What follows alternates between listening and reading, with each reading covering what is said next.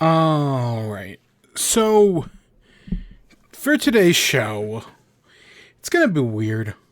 We have... The problem is, we are in we are in pre-Game Award season. Usually, the entire month of November and the first, 2 weeks of December, the first week or two, are entirely empty. Usually, nothing happens about now. Because, everyone's saving their things for the Game Awards. It was actually kind of surprising that we got an Xbox showcase last week. A PlayStation showcase the week before that. Usually stuff like that doesn't happen. So, for this... Well, this isn't specifically a gaming news podcast. That does usually make up at least half the show. And, yeah, we have a singular story, but just not that much.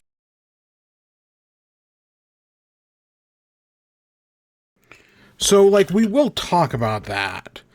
But I've got a few whippy things. I played 2 games.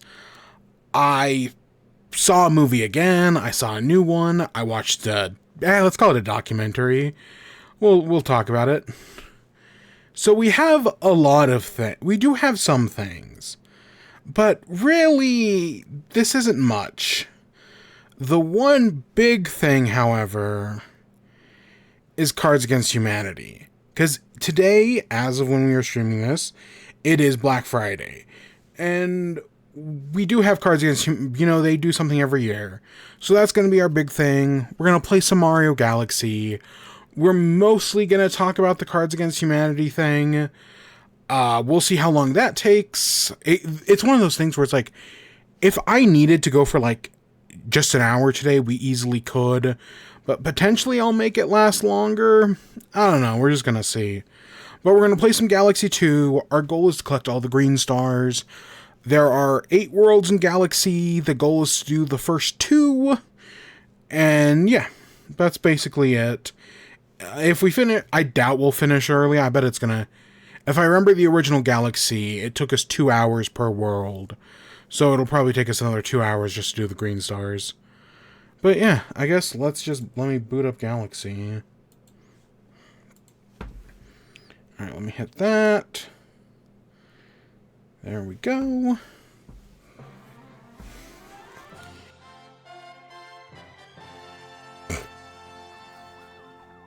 So we specifically are on the Nintendo Switch version. Playing it on the Switch 2, it's the Switch version, same difference. Earlier in the year, as you can see back in October, I got all of the green stars. Or all the normal stars. There are 120 normal stars. And now here we are, now in late November, and we're going to do all the green stars. There are another 120 green stars, if I remember correctly. That gets you to 240. And then there's a final challenge, which gets you to 242, which is the final, which is everything. So we got a lot to do, and it's going to take us a while. One thing I hate in the Galaxy games, and this is probably true for other 3D Marios, but I specifically think about it in the Galaxy games. Lives. Every time you turn off the game, it resets your lives. I would have to guess that this is the last game that did that. That every previous Galaxy game, or that every previous Mario game also did that. And starting with 3D World right after this, they stopped doing that. But man, do I hate it. Because when I last turned off this game, I probably had 60 lives. And now we're back to 9. Oh, another thing we're going to have to do, and we'll do this once we get all 240, is we have to collect 9,999 star bits. Because in the previous Galaxy, there was a Bank Toad. They removed Bank Toad from the Switch version. So and plus this is a fresh game, so we'd have to do it anyways. But yeah, in order to get the final gauntlet, we have to collect a bunch of star bits. So sometime near the end, we'll go and get all those star bits as well. That'll probably take us some time as well, but we'll do that after we've gotten all the green stars. Now, I should be clear, I do not know all the Green Star locations. I've never actually done this before. I've never done the Champions Road or the Final Gauntlet. I kind of don't remember what the final challenge in this game is called. I've never done that before. I know I've gotten some of the Green Stars. At least, admittedly, I don't remember you having to get all 120 of the normal stars to unlock the Green Stars. But it looks like you have to. At least that's what happened to me. Maybe you don't, but I know I've gotten some of these before. Like, I remember this one. I remember some of these early Green Stars, hopefully. But some of the later ones, probably anything past, you know, World 2, I'll have no idea what I'm doing. But we'll figure it out. If we have to Google things, we'll Google things. It's not that big of a deal. But we'll get there when we do.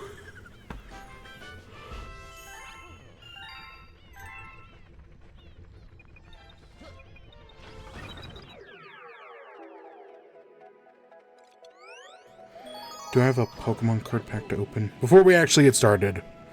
I can't remember. Do I have to do that already?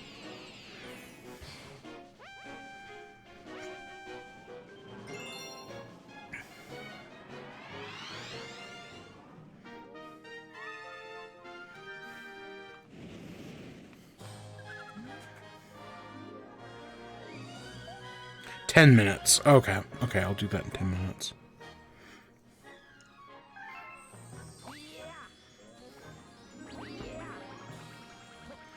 Alright, so for today, I classify this as a topic of the show.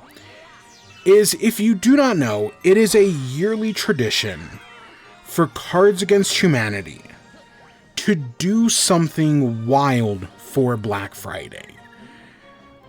I think because, you know, the company has just made an ungodly amount of money, they've found weird ways to use it.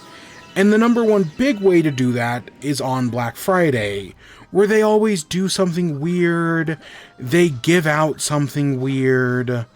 They've got a long history of it. Last year, for example, they were selling a diamond potato. We actually talked about it on, you know, what used to be WIBE and now is this. Or what used to be in chat now is WIBE. And I actually managed to acquire a diamond potato. I still have it a year later. It has turned into a rock that might be growing mold on it. I don't know. I haven't looked at it in a while. I kind of don't want to. I'm kind of waiting for 1 year to go up, and I'll just throw it out, but, you know, keep the diamonds, obviously. But yeah, it was a potato covered in, like, 30 diamonds. Really weird, really random, but it's the Cards Against Humanity people. It's what they do. They've done other weird April Fool thing, or not April Fools. They have also done that, but they've done other weird Black Friday things. Let me see what else I can. Because the big one this year was they did 99% off Part 2. They did Part 1 back in like 2018, and I remember 99% off Part 1. I was in Vegas at the time. I was in Vegas for Thanksgiving, and while there, I remember seeing like a tweet about it and was like, what the fuck is this? They're selling like a giant inflatable eagle. They were selling a hot dog cart. It was really weird, but I remember it. It was one of those memorable moments that I was like, oh yeah, that's kind of funny. I didn't get anything when they did it originally, but it was kind of cool at the time. There was 1 year where it was just like, hey, give us $5. They weren't actually selling anything. They just wanted you to give them $5. They were selling a box of literal bullshit 1 year. Yeah, a box of actual bullshit. There was a one where they gave, it says pay you $5. Did they just give people $5? I don't remember that. I didn't do the bullshit one. At least I don't think I did. I didn't give them $5. I didn't have them give me $5. I remember the 99% off one. 1 year, it was just give them money to dig a hole. That they had like an excavator, and for every dollar you gave them, they would run that excavator for like another like 10 seconds or whatnot, and just see over the time how much, you know, of a hole they could dig. So that was a thing. And then the other one I had success on, I couldn't tell you what year this was, but one year they did...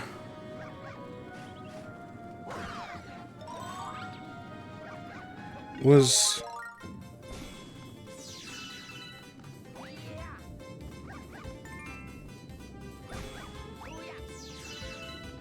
yeah, they did like a social media app called Yowzow, which I don't remember at all. But the one I do, so they did a 200% off sale where you went on a website and you could claim like 200% off. But in order to do it, you had to do a CAPTCHA. Now, if you've ever seen, there's a video game out there, I don't even know if I'd call it a video game, but it's a game all about doing a bullshit CAPTCHA, where like your password gets longer and longer. Maybe you know what I'm talking about, but basically Cards Against Humanity did this like bullshit CAPTCHA, where it was like, hey, to fill out this CAPTCHA, first thing is, you know, type a word that has like 8 vowels, 3 syllables, so on and so forth. Then it gave you like a series of pictures, and it was like, select every picture of Matthew McConaughey. Then it was like, hey, click every, you know, flag from Indiana, from an Indiana city. It was just a bunch of bullshit. And after, it took like 20 or 30 steps. And after so many steps, you would, eventually you'd get the discount. And in my memory, it starts off at 100% off, but I guess it was 200% off, maybe. But basically, as more people claimed it, it went down in price. So originally it started off as like, you know, 200% off. And then the next person got it for 199% off. And then the next person got 198. So on and so forth. Until it was eventually driven down to, you know, oh, you get a 1% discount. And it was just based on how many people finished the CAPTCHA, how many people claimed it. This must have been, you know, 2020, 2021. And when I found out about it, it was already past like the 200%. It was, I want to say I found out about it when it was like, I'm going to say like 70%. By the time I finished it, because I did do it. I finished it when it was like 50%. So once you completed it, I got a coupon for 50% off anything on their website. And at the time, they had released like Cards Against Humanity, like Ultimate Collector's Edition, and they released this thing called the book, which the book is basically, think of like a briefcase, but specifically designed to hold every Cards Against Humanity card ever made. And you know, I think the thing cost like $60, maybe $80. And I had a 50% off. I think it was like 56%. But I had a discount code. And I was like, you know what? Fuck it. I've got a lot of their cards. Sure, had I not played Cards Against Humanity in like 6 years at... okay, yeah, let's say 6 years at that point. It had been a while. Well, I hadn't played the game in a while. I was still like, I've got a bunch of these cards. Having like a big suitcase to store them all in is kind of cool. So yeah, I used my giant discount code and bought the book, and I still have it to this day. Currently it sits in my closet, and it just kind of sits there, and I haven't pulled it out in years at this point, but it's cool that I have it, you know? Because here's the thing. Cards Against Humanity, I think of as like a gateway board game. Like some people will say Cards Against Humanity is everything wrong with party games. I don't agree with that statement, but I don't entirely disagree either. The thing is, it gets stale after a while. I think, you know, yes, it is making unfunny people funny. But at a certain point, you've seen all the jokes, because not everyone's a trained comedian. If you ever want to put your skills to the test, there was a Jackbox game called The Funny Boat, or The Laugh Boat, or something. And it was a game that actually required you to, like, have comedic timing. And if you're not with people who are like naturally funny, it fucking sucks. It is a miserable game. But if you are like with people who, you know, actually have like a sense of humor, aka not me, you'll have a good time with it. And Cards Against Humanity is, you know, a game for those people. Because I've watched enough episodes of Dropout's Crowd Control to know not everybody's funny. And a lot of people who think they're funny are not funny. So yeah, Cards Against Humanity has its place, but it should be a gateway board game. You start off playing it, and then you eventually are like, well, what else is out there? And then you start playing other things, and hopefully you don't just end up with like, oh, well, I'm going to go from Cards Against Humanity to like Know Your Meme, and Naughty Words, and Apples for Apples But Sexy. No, you gotta play other actual stuff. Maybe that's because of what I did. I started with things like Cards Against Humanity and Exploding Kittens, and ventured into actual, like, good board games. Like, eventually it got me to play the good stuff. But we all gotta start somewhere. And I feel like Cards Against Humanity is a decent starting point. You know, getting you beyond just Uno and Sorry, and Clue, and Monopoly. You know, all those bullshit games you grew up with. Or at least that I did. So that's my thought on the whole thing. But so even though I haven't played the game in years now, I still think about their Black Friday stuff. Because it's usually always a lot of fun. I mean, a diamond potato, that's just kind of goofy. And this year I was like, oh, I wonder what they're going to do. So like I said, back in 2018... they did a 99% off sale, where they were selling a bunch of weird items for 99% off. A hot dog cart, a giant inflatable eagle, God, what else was it? I worry that with the new thing, the 99% off sale too, they deleted their original 99% off sale. But they had a lot of weird shit. And it was kind of funny.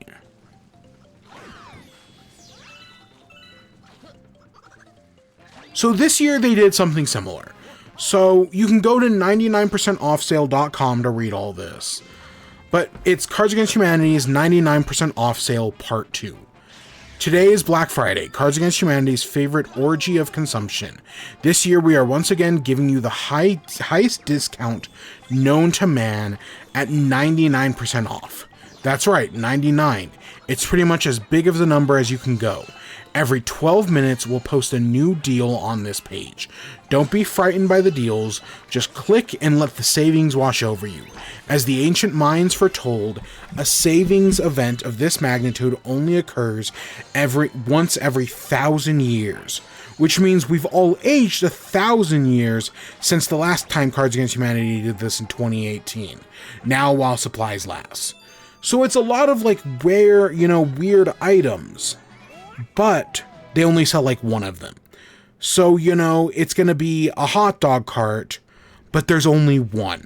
First come, first serve. Before you can get the item, you have to fill out a CAPTCHA. So I don't remember if the original sale had a CAPTCHA, but this one does. So if I'm scrolling back down to the bottom of the page, there's a, frequently asked questions. Why is this happening? The American Empire has has interterminal decline. Now what's happening on this website? It's giving you the discounts. Is this real? Yes. Yes, I do know for a fact this is all real. Seems too good to be true. Yes. Aren't you losing money? Absolutely. How do you score a deal? You click the button that says get now. You do a CAPTCHA. If you succeed on the CAPTCHA, you enter a waiting room. When the clock runs out, they'll announce, hey, did you succeed? Or, were you the first person to do it? If you don't get it, you get a consolation prize. We'll talk about it. Can you get more than one deal? So there are two types of deals. I don't remember if the original worked like this, but I know this year's did. There were some deals that had many in stock. So there were more than one. Like the first deal of the day was a Labubu. So they had multiple Labubus for sale.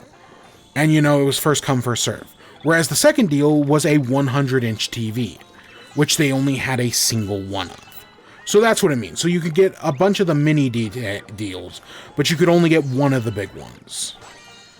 If you score a detail, you get a payment link. If you live outside the US, too bad. Like, September 11th, Black Friday is an American holiday.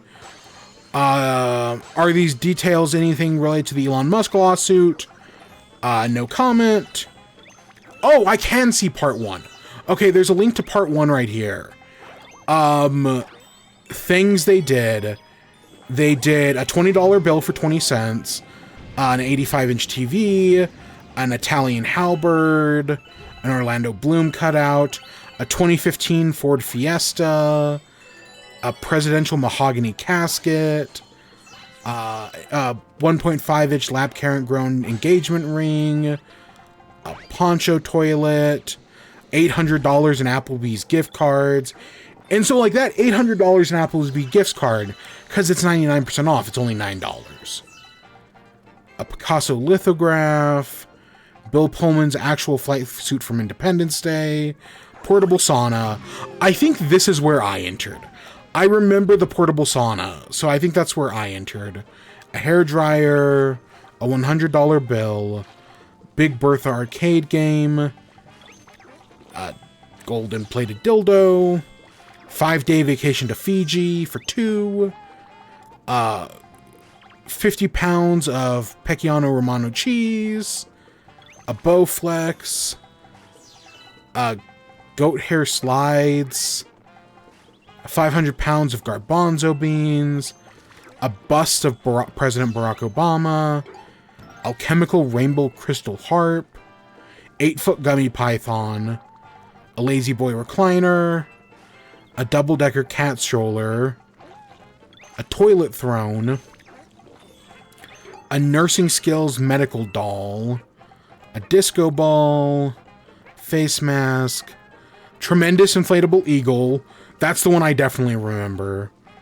A signed Mean Girls poster, a September 11th commemorative coin, 19th century butter churn, Dan Aykroyd's coin from the movie Coneheads, a fist-sized emerald, guitar signed by Jimmy Carter, inflatable bubble tent, 600 live ants, an Emperor Scorpion workstation, a King of the Jungle lion mask, a hot dog cart, a pirate ship inflatable, signed photo of Richard Nixon, 8-foot tall Anubis statue, a Honeywell surveyor, a 20-foot yurt, and an all-inclusive 2-day trip to Antarctica. So I remember all of those. I remember when that was happening. And that was their original sale. So this year, they basically did that again. I'm going to go through all the items and everything.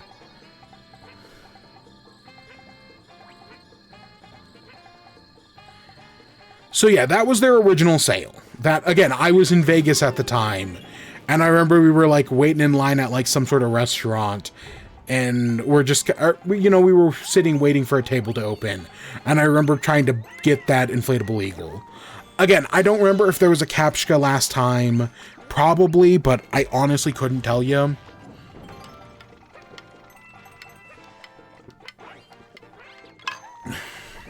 So this year they did the exact same thing.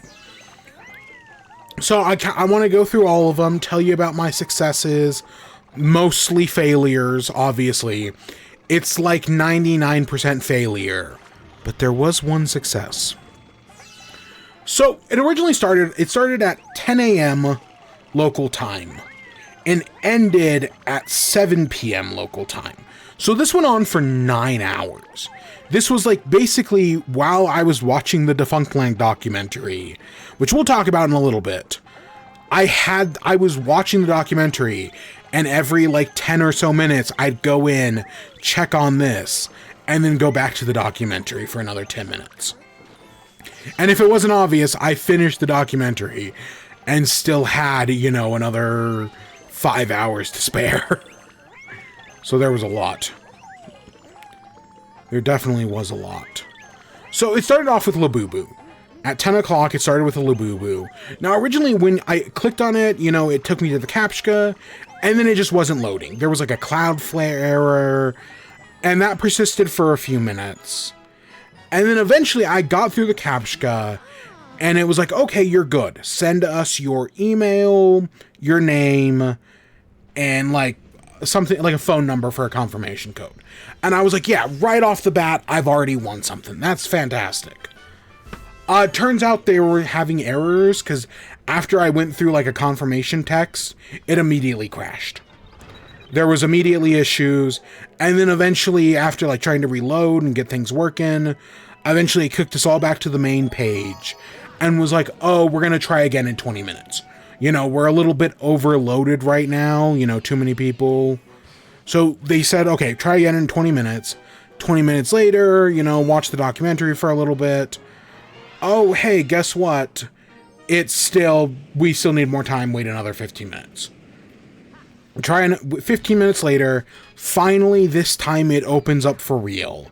And it gives me a captcha that's like, hey, here's a bunch of images of Labubus in similar products. Pick out which ones are real Labubus. So I do the captcha, actually get it right, and then after you get it right, it puts you in a waiting room. And it's like, okay, wait here for basically whatever the 10 minutes is. So like, let's say it took you a minute to do the captcha, you had to wait for 9 minutes. After the 9 minutes were up, it took you to one of two screens. One screen was, hey, you succeeded, here's, you know, a place where you could send in a payment. Or if you failed, it took you to a screen that gave you a discount code. That was like, hey, you didn't succeed on getting this product, you can try again on the next one, but just for trying out, here's a 30% off code at our digital store. You want to go to the store right now and buy something? So of course the first one I did fail at the Labubu. So I got the discount code, I saved it onto a document. Spoiler alert, I have a bunch of them. And then after that, I just went back and, hey, the next one was a TV, a 100-inch TV. And I was like, okay, you gotta wait. After the Labubu one, you had to wait 2 minutes. Go back in, do the captcha, take however long it takes, and then you can try to get it. And that was it. That was it for 9 hours.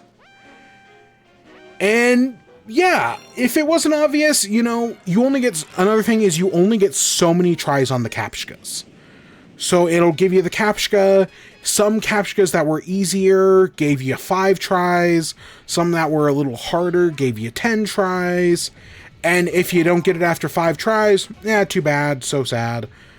I'm sure you could probably log in like a different device or IP spoof or whatever. I'm sure there were ways around it. But if you didn't get it within the first like minute or two, you probably were not going to get it. Because there were always people who knew it better. Right? The first one was like identifying like a real Labubu from a fake one. The TV captcha. And some captchas had multiple steps. I don't remember what the TV one was. The third item is Indiana Jones's actual goddamn hat signed by Harrison Ford. Holy fuck, this is real. Yes, it's real. Be Indiana Jones. Have sex with Indiana Jones. Guaranteed to double in value when Harrison Ford dies soon. Every item has some description to it. I'm not going to read all the descriptions. You can go look it out for yourself. Again, 99%offsale.com. But yeah, so it was Harrison Ford's hat. So you go into the captcha, and it was, hey, it showed you like 9 images.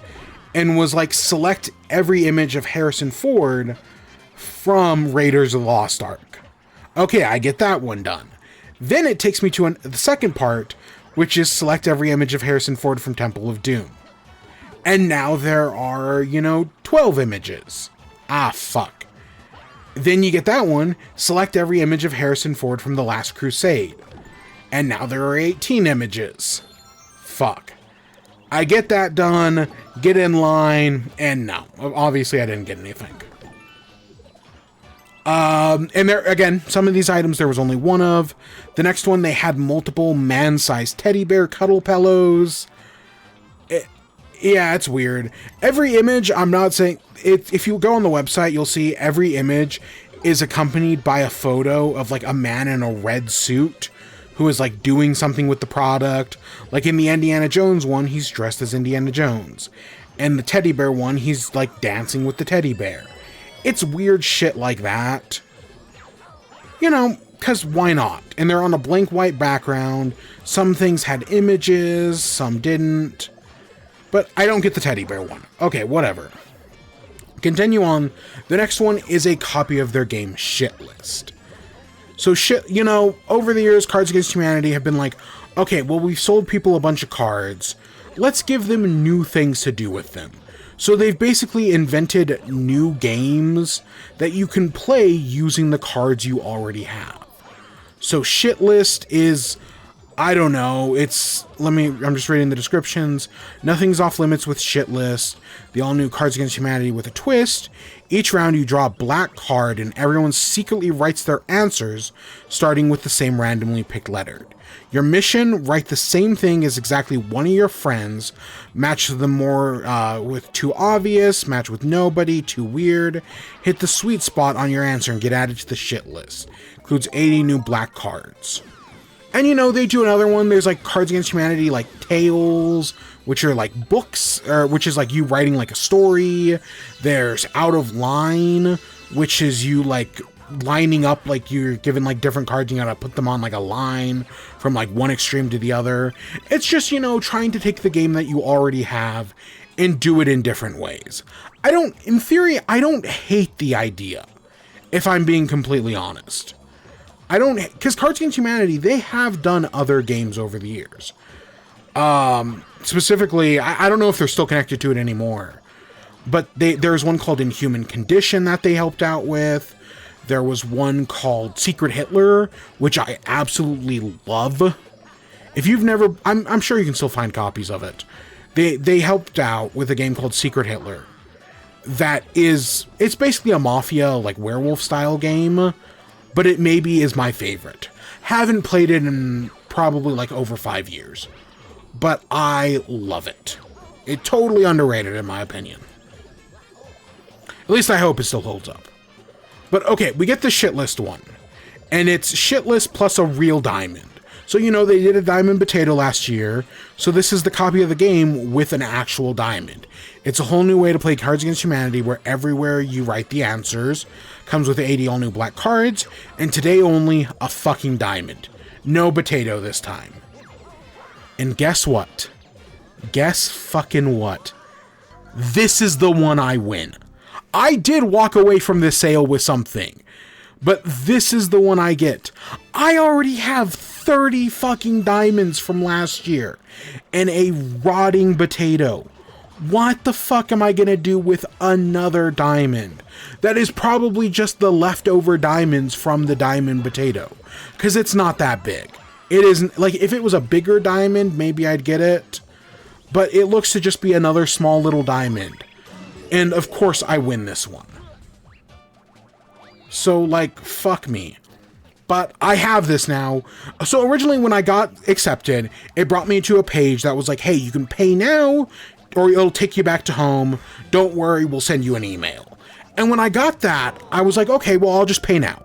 I click pay now, it's not loading. I wait a little bit, click it again, still not loading. Eventually it loads to the next page, but it's like, sorry, this link is in use. And I'm like, is this the one thing I'm going to win and I'm going to get fucked over? Because here's the thing, they say like, hey, we'll send you an email. At no point did they ever actually ask for an email. And like, maybe, you know, this uses like other clients and whatnot. I'm sure there are ways to get my email. Maybe that original like Labubu crash wasn't actually a crash. Maybe that was just them collecting my email and me not like thinking about it. That was probably what it was. I mean, they already have my email anyways. Again, I bought the book from them back in like 2021. But so I'm like, ah, shit. Because I kept trying to get it to work and it kept saying, sorry, this link is in use. I walk away, I do the next one, which is a human skull. And while I'm waiting in line for the human skull, I go back, click on the link. This time it loads, I'm able to pay for it. And yes, I do have a confirmation email in my inbox that says, Dear Black Friday participant, this email confirms your purchase Dear Black Friday participant, this email confirms your purchase for Shitlist, plus a real diamond. Congratulations on scoring such a huge deal. Your order will ship sometime soon. Love, Cards Against Humanity. So I got a copy of their game shit list plus a real diamond for 23 cents. I think it actually, like, because I had to pay like tax and whatnot, I think it rounded up to like 50 cents. But yeah, no, I actually succeeded on one of these things. I never thought that would happen, but hey, guess what? It happened. Are there other things on this list that I much rather would have had? Of course. But you know, if I wasted 9 hours on Cards Against Humanity's bullshit, at least I got something out of it. Other than, you know, actual bullshit like they did one year.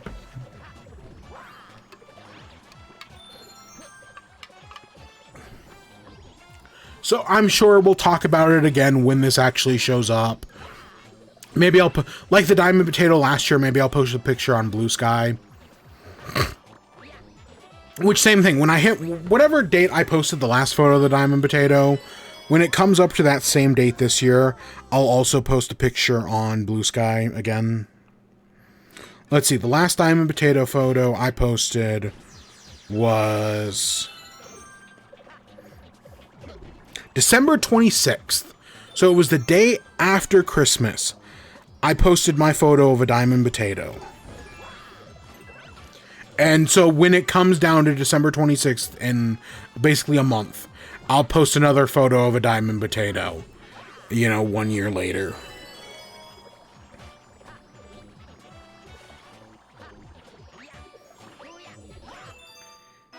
So yeah, that's the one thing I got, but you know, I do want to talk about, you know, everything else, because why not? You know, why not?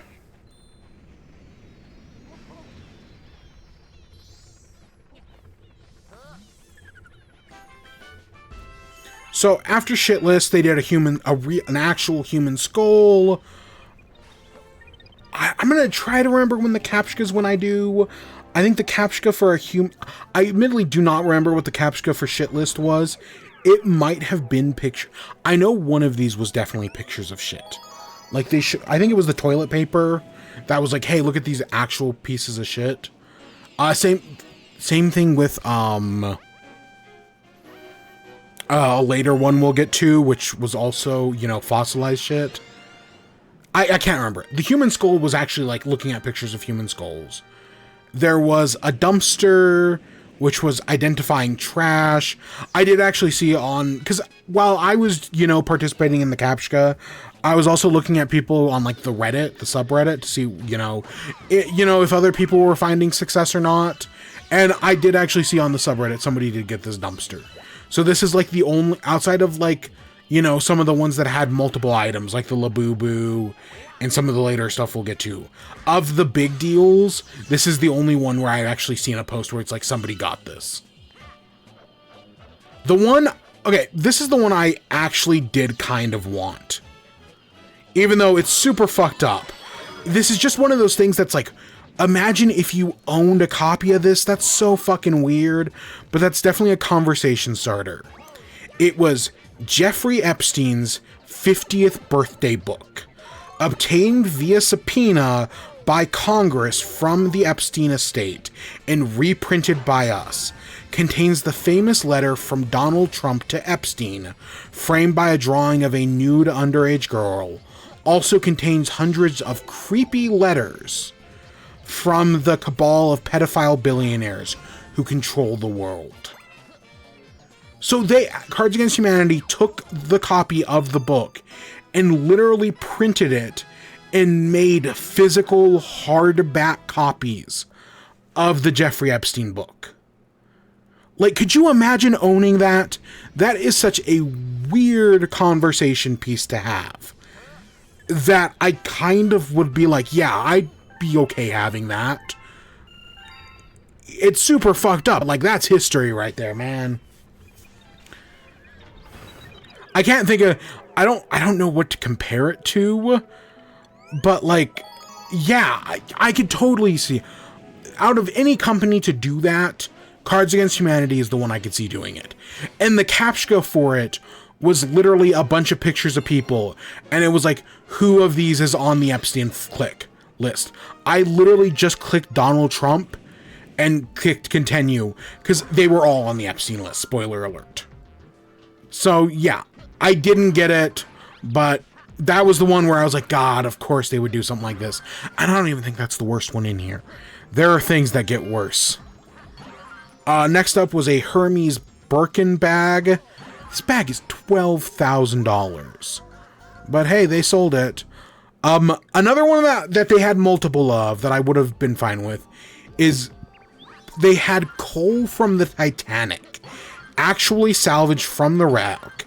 Grill up a hot dog infused with the 1,517 souls who perished 112 years ago in the icy waters of the North Atlantic. Poop out the sobering reminder of the hubris of man. So it's like a little piece of coal from the Titanic. It's framed, it says limited edition, and it's got like a coin. You know me, I kind of like the Titanic. So like having that would have been cool. I'm sure some of these things you can actually go out and buy.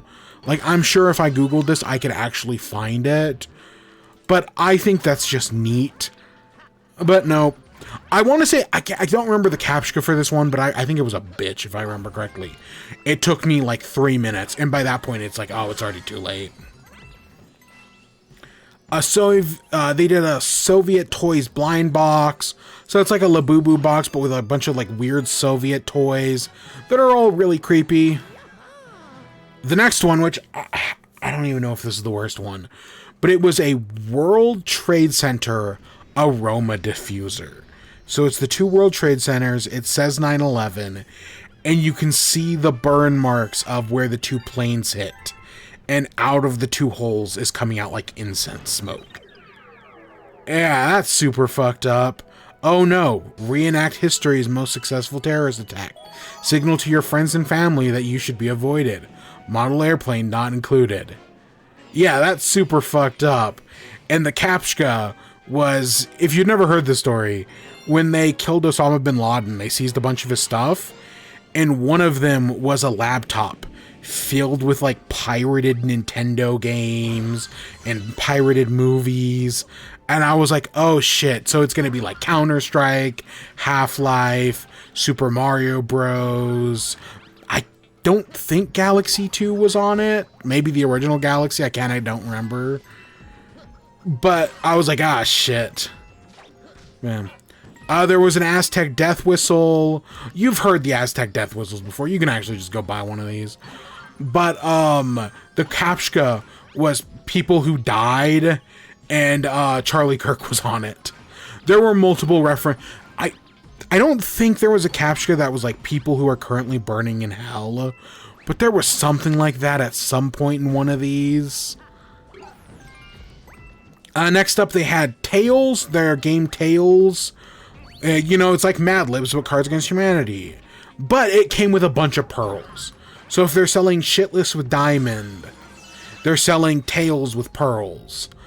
And I was like, oh, wouldn't that be ironic? I got a Diamond Potato last year, and I got Pearls and Tails this year. No, obviously that didn't work out. Gelatinous Coyote Urine was one of them. And I want to say the captcha for this one was like, click on all the pictures of gelatinous coyote urine. And you literally just had to click the tub from the image. And I think I also clicked Clamaze, and just those two were enough to get me through. Okay, this one pissed me off. It's a DuPont full body level A encapsulating hazmat suit. It looks badass. You can cook meth in it. Enter 2026 with peace in mind, and don't fart in the thing. So, it's one of those hazmat suits like the ones in Breaking Bad. Even though it doesn't look like one of the ones from Breaking Bad, because this one's got like a whole hood in it. And so I saw that in the captcha it's a bunch of pictures from Breaking Bad and Better Call Saul. And it's which of these are from only Breaking Bad. And I'm like, ah, fuck. Because there are some, specifically all the Sal pictures. It's like, is that Better Call Saul? Is that Breaking Bad? Same thing with like some of the stuff with Mike.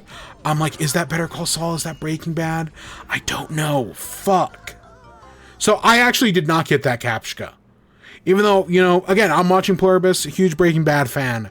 I just couldn't, my luck was awful.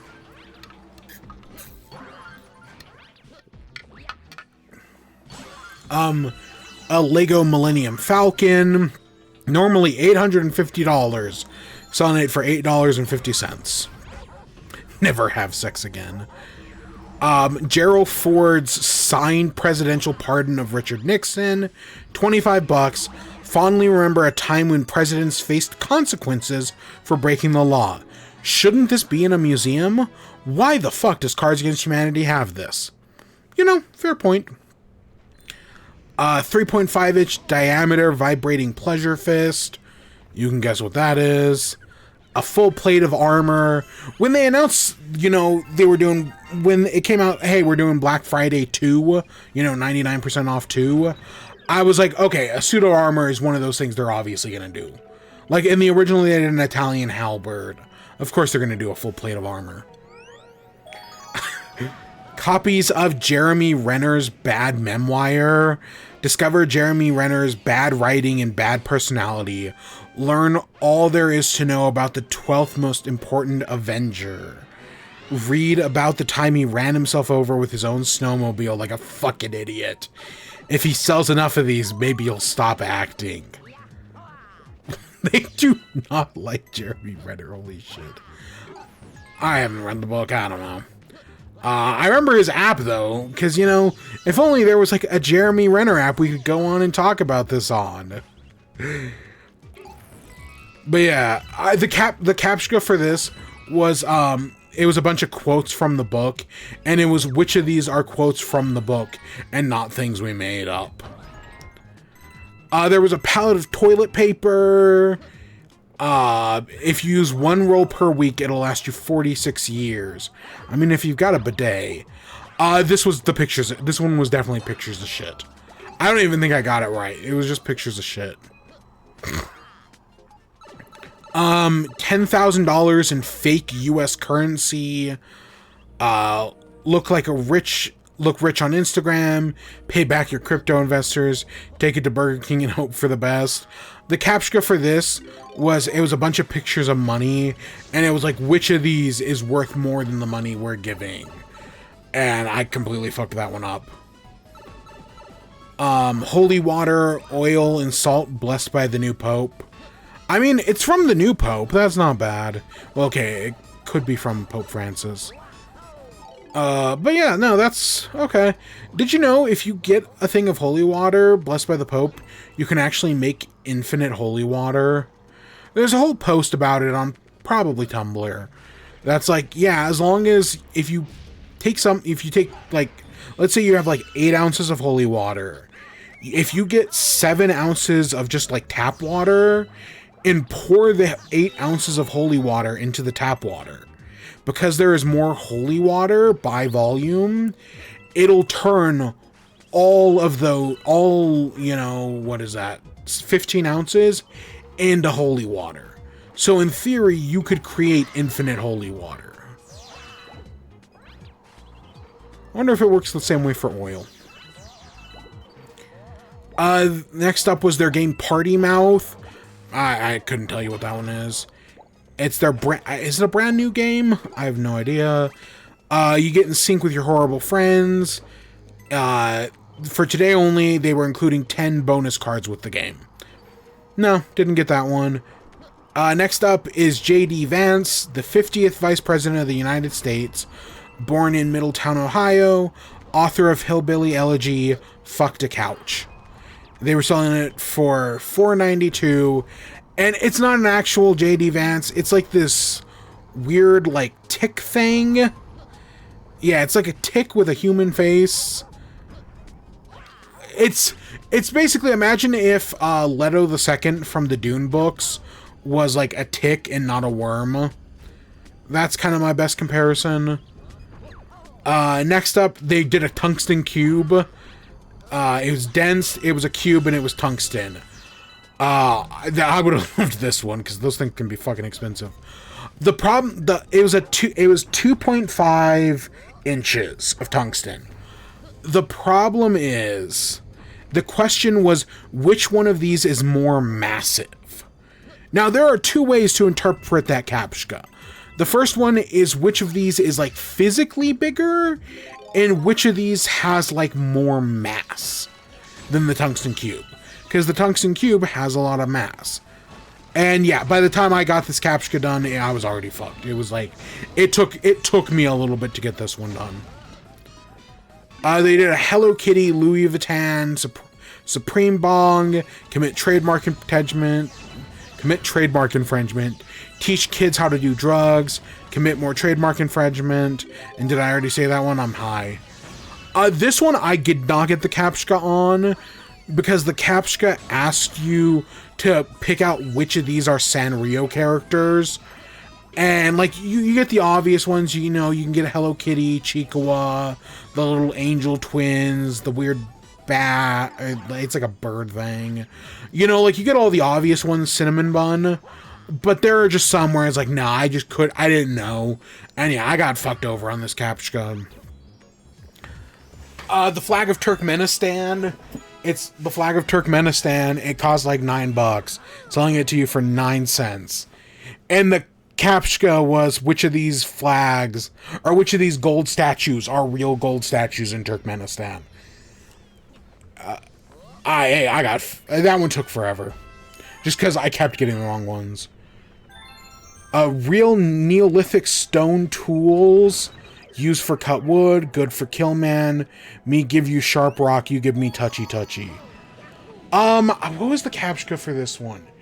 It was like something based on like, was it edible animals?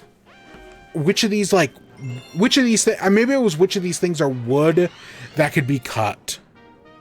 Because there was one of these captchas that I got through like real quick. And I was like, oh yeah, I got through that one in like 10 seconds and I still wasn't fast enough. I don't think it was that one. Maybe. I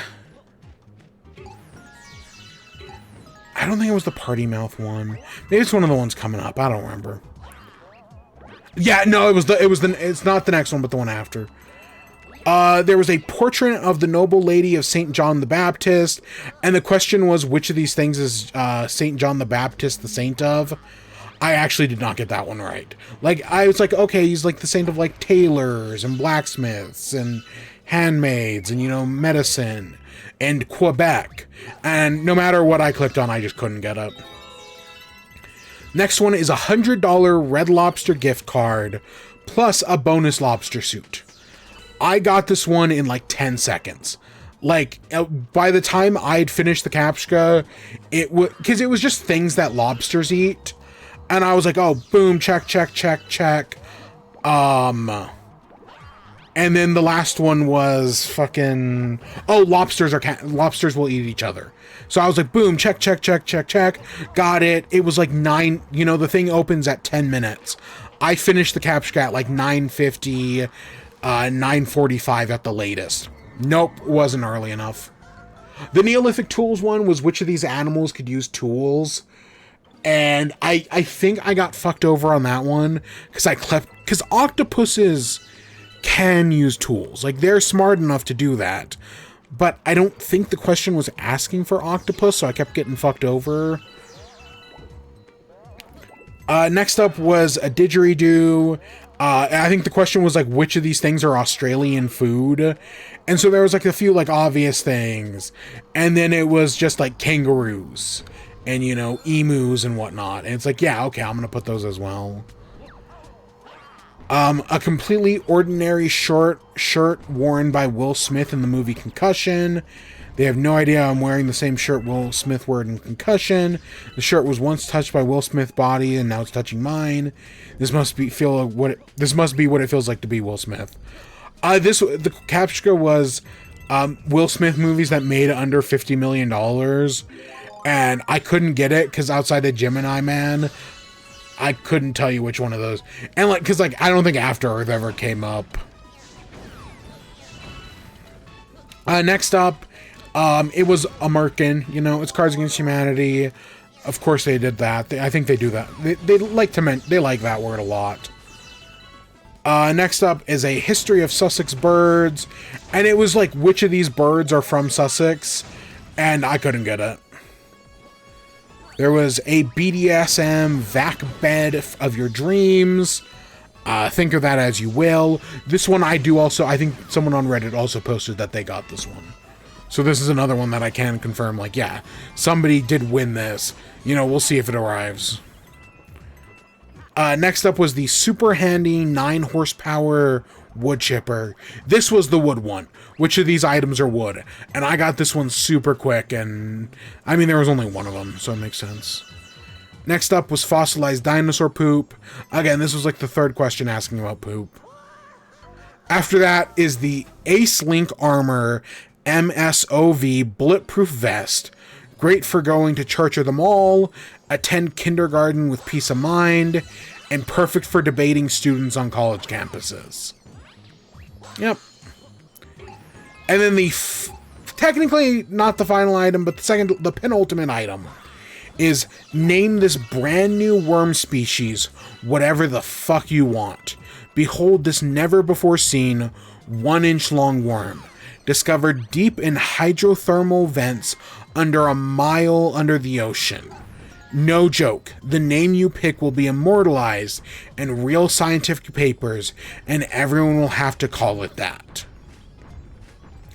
And so I was like, okay, the captcha was, which of these celebrities have animals named after them? And I was like, ah, fuck. And yeah, I didn't get it.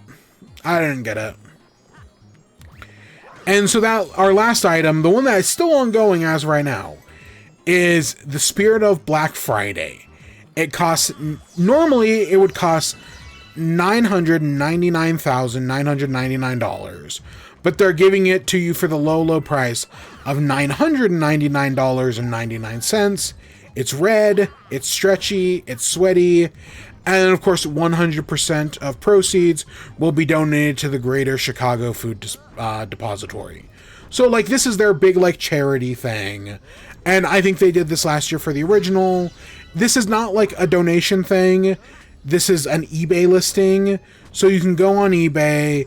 And currently, the Spirit of Black Friday, it's had 102 bids, and the current bid is $69,766. So that's where it's currently at. Will that actually go through? I don't know. We'll see. But hey, they've done it before, so that's cool.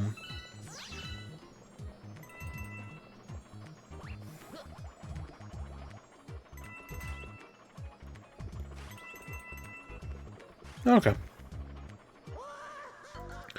And yeah, that was Cards Against Humanity's Black Friday. I mean, it wasn't because, you know, again, they did this back in 2018. So they've done this joke before. But it's a good joke. You know, it deserves a Game Samer. And I definitely feel like they started off with some good items. Definitely in the latter, like, you know, usually you think like, oh, save the best for last. Or, you know, usually the deals get better as you go along. That is not the feeling I got from this. I definitely don't think the dealings got better as they went along. I mean, sure, the worm one is funny. Some of the other ones near the end are good. But I definitely feel like some of the better deals were early on. And hey, I spent like 9 hours on this, kind of. I'm glad I walked away with something. You know, a lot of people got nothing. At least I got something.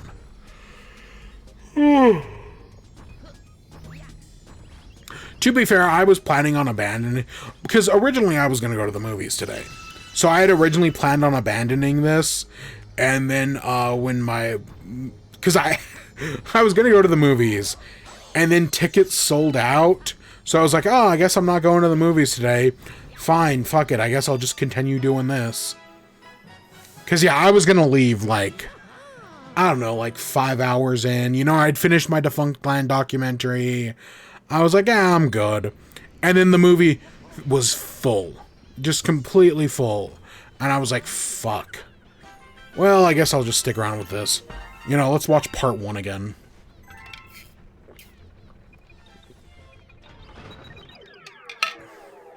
And once that finished, it was like, ah, fuck, I still got another 2 hours. Ah, fuck it, let's start the Jenny Nicholson video.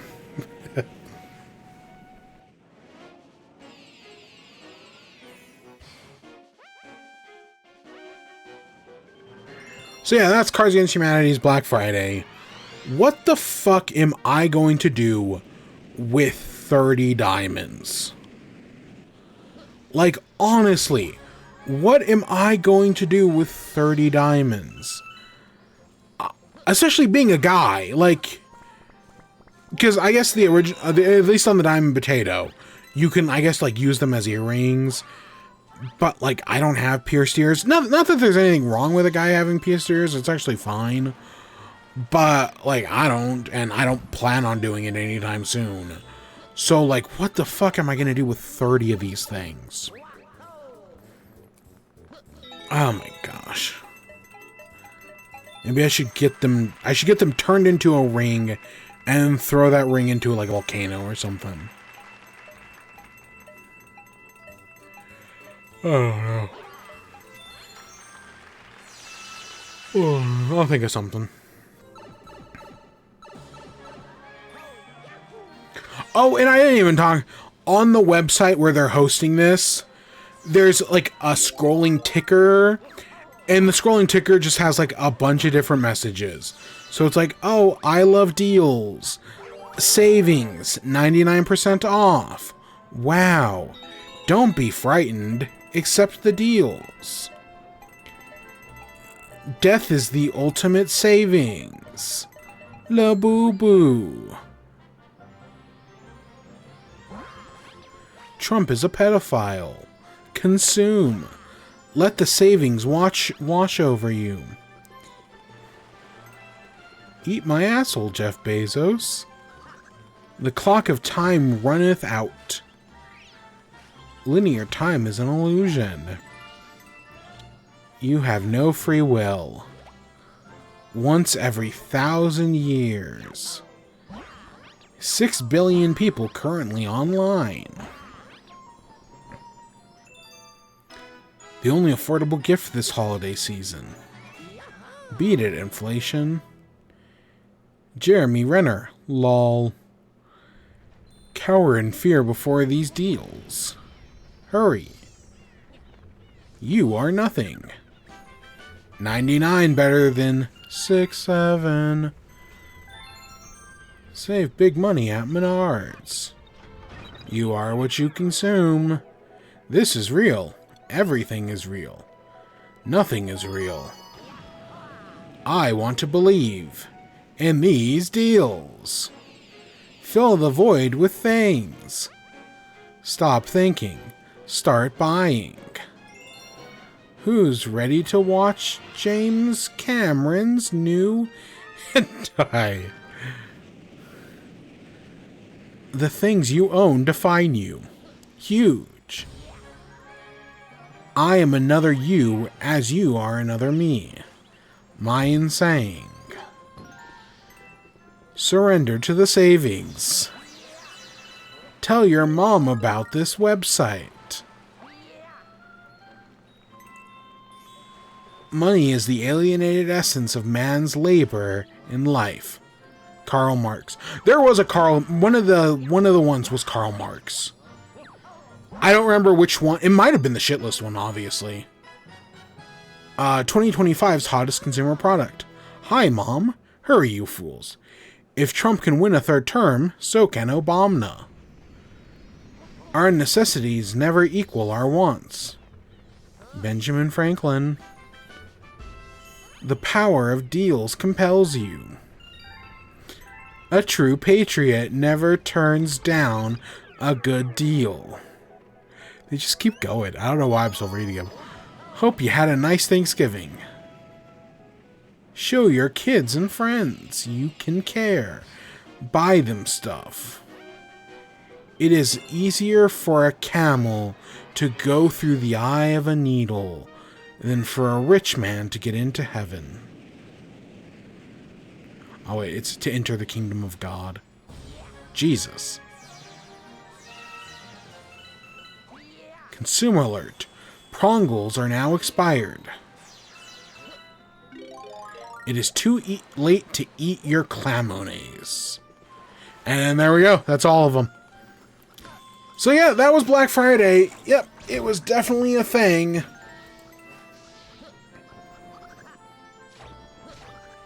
Yeah. So yeah, I'll be honest, I wasted today. Like, looking at it, I was doing this for fucking 9 hours. No, total waste of time. But it happened.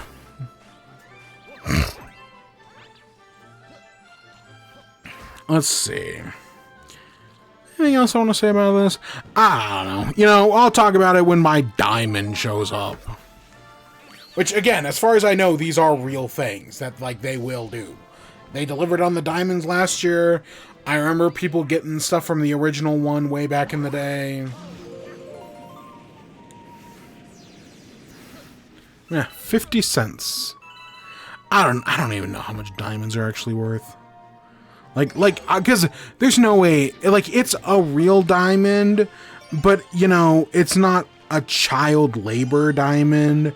It's probably just lab grown, which, that's still a real diamond. Yeah.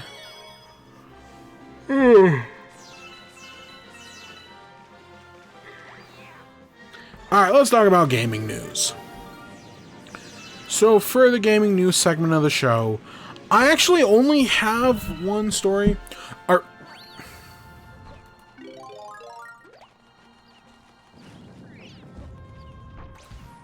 Actually, one more thing I gotta say about the Cards Against Humanity thing. So, of those items, there were 42 listed. So, I tried for all 42 things. I got one of them, the shit list plus a real diamond. And then of the each CAPTCHA gave a discount code. So if you successfully completed the CAPTCHA and didn't get the item, you got a 30% off discount code. I got 20 discount codes. So of the 40 items, I got one, and I successfully completed 20 CAPTCHAs, and then just didn't get the item. So there were at least 20 CAPTCHAs I just straight up failed. Some of them because they were difficult, some of them because they were bullshit, other reasons aside. But yeah, that was my final total. So, hey, if for some reason in the year of our Lord 2025, you want a 33% off item at the Cards Against Humanity store, hit me up. I've got a bunch of discount codes that, spoiler alert, I'm probably not even going to use one of. But hey, if that was my scoreboard, 1 total win, 20 partial wins, and another 21 failures. Could be worse. At least I got 1 actual win, which is more than some people. Alright, now let's talk about gaming news. We only have one story, which is Nintendo made an acquisition. It's funny, because earlier in the week, there had been a story about Big Red Button working on some Nintendo games. And after that story came out, I was like, oh yeah, I could see Nintendo making an acquisition, buying Big Red Button. I think that would make a lot of sense. And then no, instead we get this one, which comes out of fucking nowheres. Not that it's a bad thing, it's just it kind of came out of nowheres. So that's it. Nothing else real. I mean, there was other shit like, oh wow, Intergalactic is not coming out next year. Big surprise. I don't have anything against Intergalactic. It's just...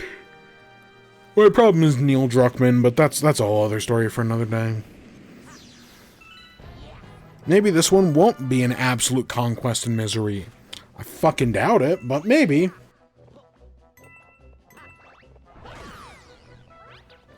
I can tell you right now, one of the stars is going to be up there on those walls. You see those big castle walls up there? One of those is going to be up there. I can almost guarantee it. Alright, so Nintendo is acquiring shares of Bandai Namco Studios Singapore. So this is not Bandai Namco as a whole. So like Nintendo doesn't own Pac-Man all of a sudden. This is just them specifically buying Bandai Namco Studios Singapore, or BNSS. So what does this mean? Well, BNSS will become a subsidiary of Nintendo. They will continue development operations, but now they are being renamed Nintendo Studio Singapore. So this is Nintendo's first ever studio in Singapore. Because, Nintendo has like Nintendo of America, Nintendo of Europe, but they're most, and they've acquired a few other over the years. But now, yeah, they have a Singapore studios. Now, I want to be clear, when I say Bandai Namco and Nintendo, the first thing I think of is Smash Bros. Because specifically, Bandai Namco, they worked on Smash Bros. They worked on Kirby Air Riders. Bandai Namco has helped out Nintendo multiple times. So this is not that. This is not that same studio that helped out on like Smash Bros. And the new Kirby Air Rider. This is a smaller studio that specifically helped work on Splatoon 3. So they did that game. They also helped out on Pokemon Snap, a new Pokemon Snap. They did that. Those are their two big Nintendo projects. But outside of that, they did Ace Combat 7, which I know nothing about. They did Soul Calibur 6. They worked on Tekken 7, and they worked on Tekken 8. So it seems like they're mostly a support studio, but hey, Nintendo clearly saw some value in them. Again, if Nintendo in the coming days, weeks, months, buys Big Red Button for the exact same reason, I wouldn't be surprised. Because I will stand by. Big Red Button is one of the best port studios currently working. The work they have done for Nintendo and PlayStation, I think it's actually Nintendo and Xbox, has been phenomenal. They got for their ports of Doom and Doom Eternal on Switch. They were the ones who did that, and those are some fantastic ports. And then they recently helped out with, I know Mario Odyssey was one of them. They were the studio that ported Mario Odyssey from Switch to Switch 2. They did the Switch 2 version of Mario Odyssey. They also did New Super Mario Bros. U Deluxe, Mario 3D World plus Bowser's Fury, as well as the ARMS port. All for Switch 2. So you know how those games all got Switch 2 upgrades? Yeah, it was Panic. Did I say Big Red Button? I meant Panic Button.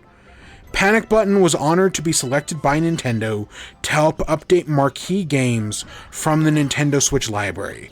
Nintendo asked us to help demonstrate new capabilities of the Nintendo Switch 2 system while remaining faithful to the original games.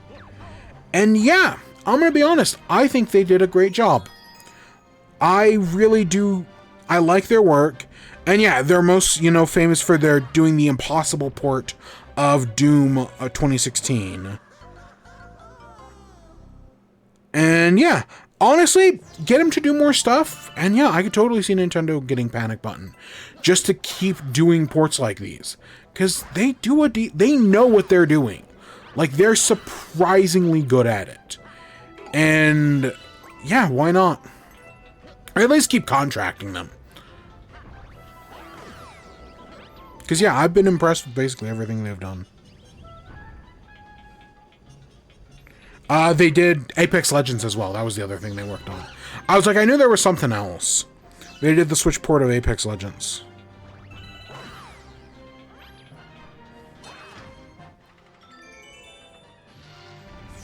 So yeah. And that's literally it. That is our only news story. Nothing else really happened this week. I mean, it's Thanksgiving week. Everyone's, doing Thanksgiving stuff. Nobody's got time for video game news.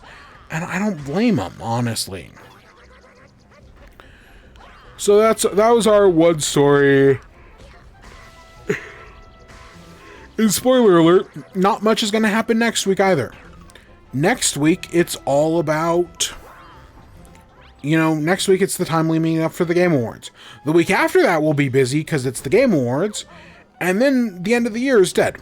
Nothing between the end of the Game Awards, so December 12th, up until like the first week of February, nothing happens. Because that's just how it is. That is just how it is. Oh my gosh. We actually started early tonight. I'll be honest, I thought we'd be farther in at this point. Like, the fact that we're only on the first castle. We've got a whole other world to do, and I don't have that much to talk about.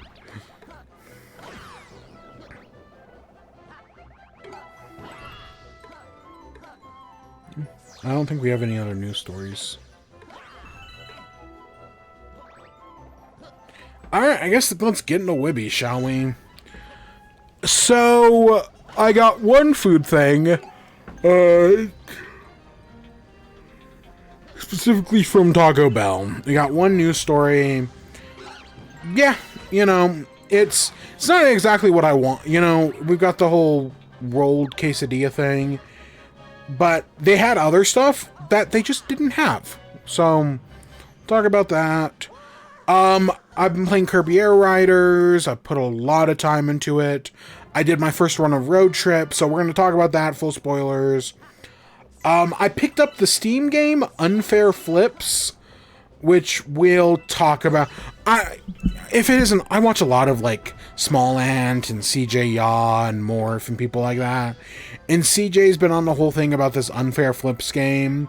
And I was like, oh, yeah, you know what, I'll pick that up. And I'll do a little speed running of that. So far, I have not had good luck. I've gotten a few of the endings. We'll talk about it. There it is, back there. Fucking knew it. We've got... I saw Wicked again. I took my parents to see Wicked. I don't think I have much more to say that we didn't say last time, but I put it on here anyways, just because. We got Zootopia 2. I did go see that. I saw that on Wednesday. My original plan was I wanted to see Knives Out today. Because did you know Knives Out 3 came out on Wednesday as well, or maybe Tuesday? Yeah, Knives Out 3 came out. And nobody's fucking talking about it. Because, you know, everyone's talking about Wicked or Zootopia. I feel like Knives Out 3 has been completely swept under the rug. And then when I went to go, like, see it earlier today, theater completely sold out. Even though I don't feel like anybody's talking about this movie, the theater was completely sold out. Both screenings of Wicked were not sold out. The screening I went to of Zootopia was not sold out.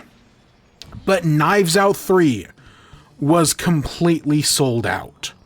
So no, I have not seen Knives Out 3. I will, but I have not yet.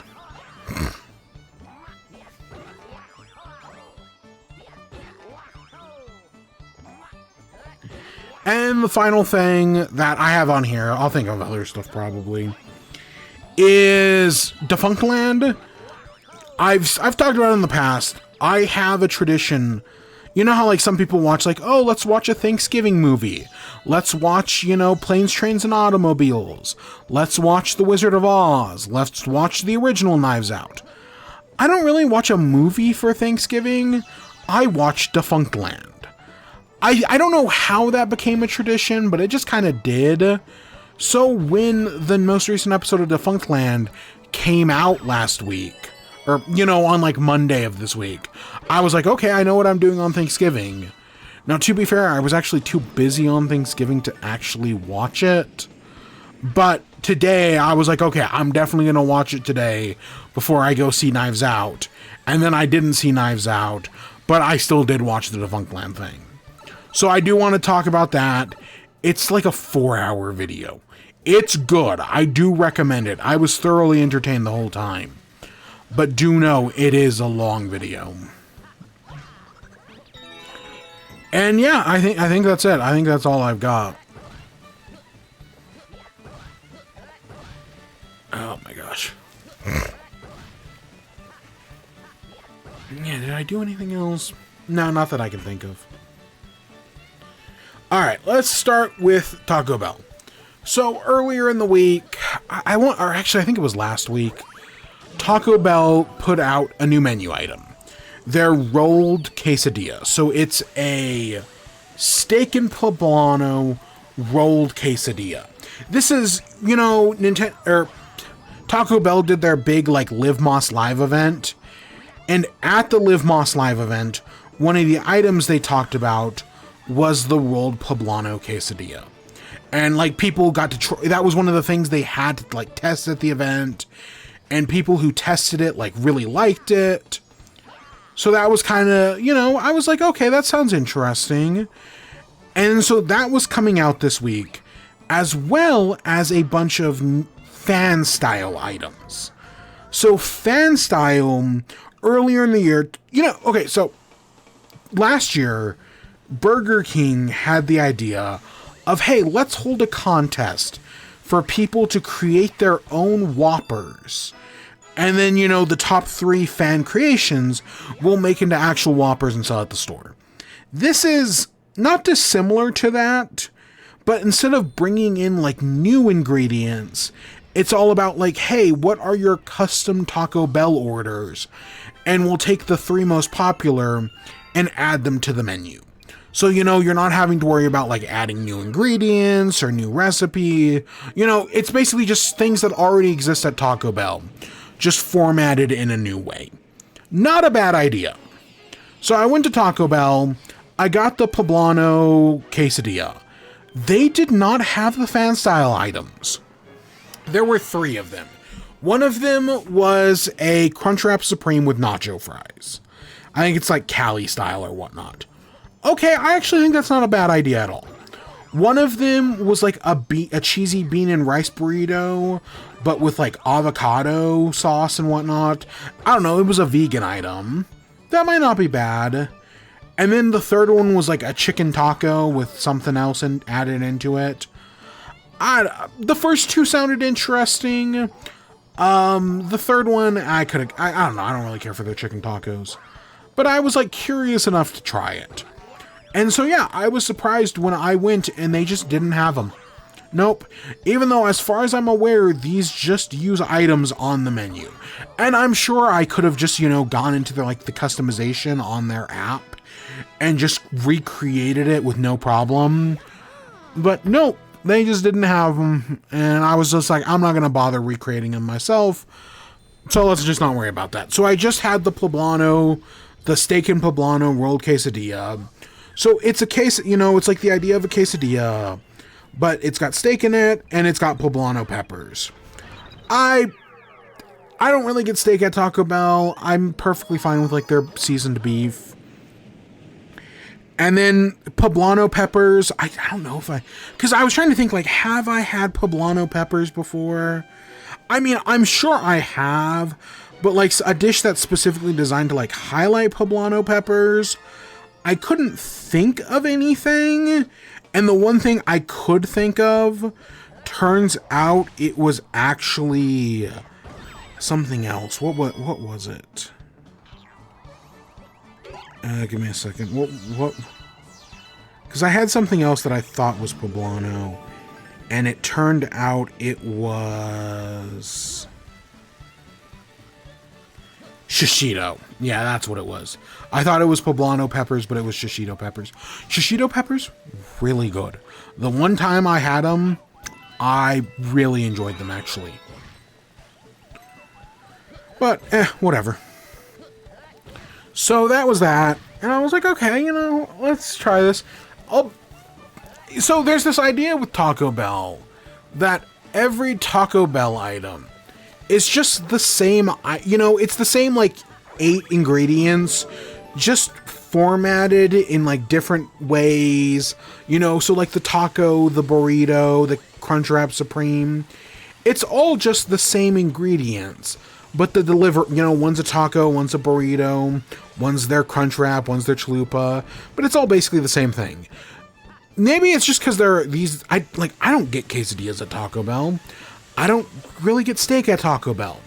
So, at least for me, this steak and poblano rolled quesadilla tasted like nothing else I've had at Taco Bell. It was, I don't want to say wholly unique, but it definitely tasted different than like anything I get on my normal order. So like if you're looking for that, you know, if you like the steak, if you like the quesadilla, I think the idea of a rolled quesadilla is not a terrible one. Admittedly, when it comes to quesadillas, I'm a basic bitch, but Oh my god. But no, I thought it was fine. I don't think I'd go out of my way to get another one, but it was fine.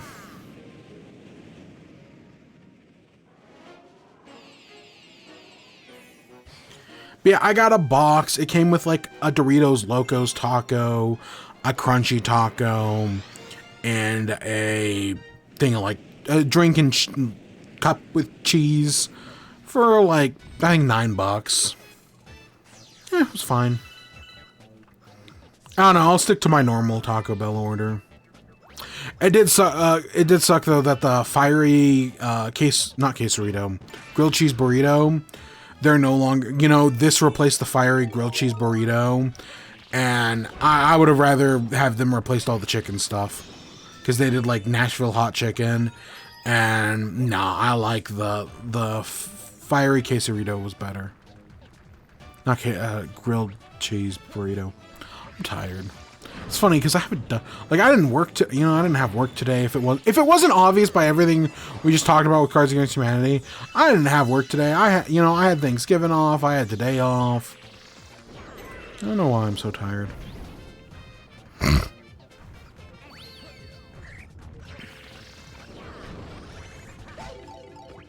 No.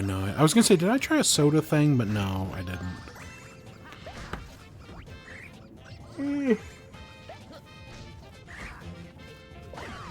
So yeah, that's literally the only food thing I had.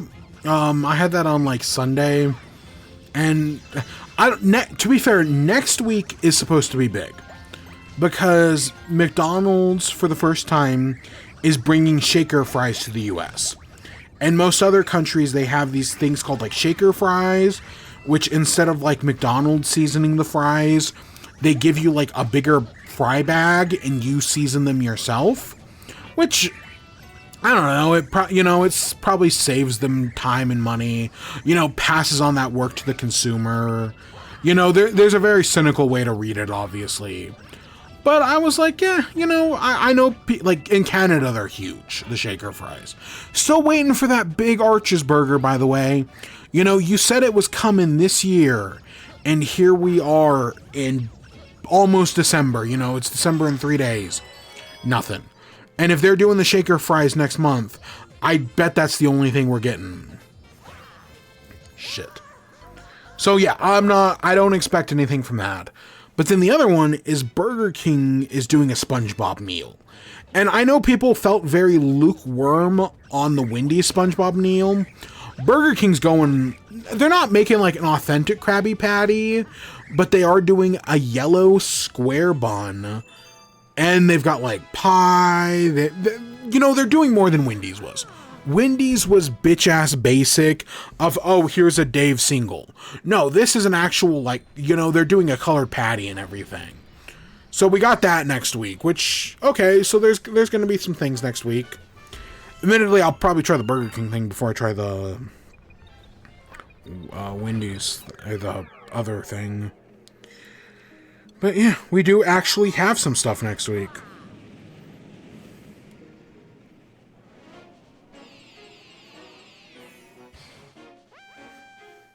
I was going to look up. I swear there was something else as well next week.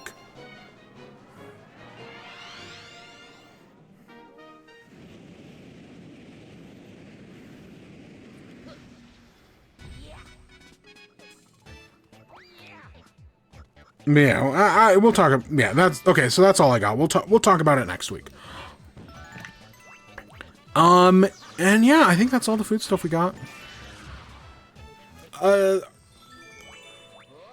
Oh my god.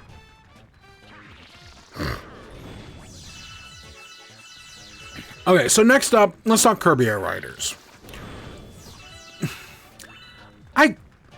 Let's put it like this. At the moment, if you were to ask me, hey, what's your favorite game? I would say Kirby Air Riders.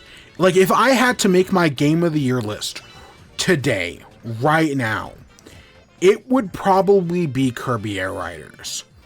I am having such a good time with the game. It is so much fun. It is everything I wanted from Mario Kart 8, or Mario Kart World. Every place that Mario Kart World fails, Kirby Air Rider succeeds at. And so if you were to, and you know, everything, like, I had originally planned to sit down and play hundreds of hours of Mario Kart World for it to become my next obsession, my next Splatoon. And then it just didn't. Mario Kart World, it's like they had one good idea, the open world racing. And that was it. They didn't think of anything beyond that. They were like, let's do open world racing. Oh, well, should we improve the online? Should we, you know, give players more stuff to do? Should we not put in a battle mode that nobody uses? Because, admittedly, nobody actually likes battle mode after the N64 games. Should we do any of that? Nope, let's just do it like we've always done it, and the only innovation is going to be the open world. Let's not think any farther about it. And because of that, well, yes, the game feels fantastic. I like the open world stuff. The gameplay is stronger than ever. It's also just very basic.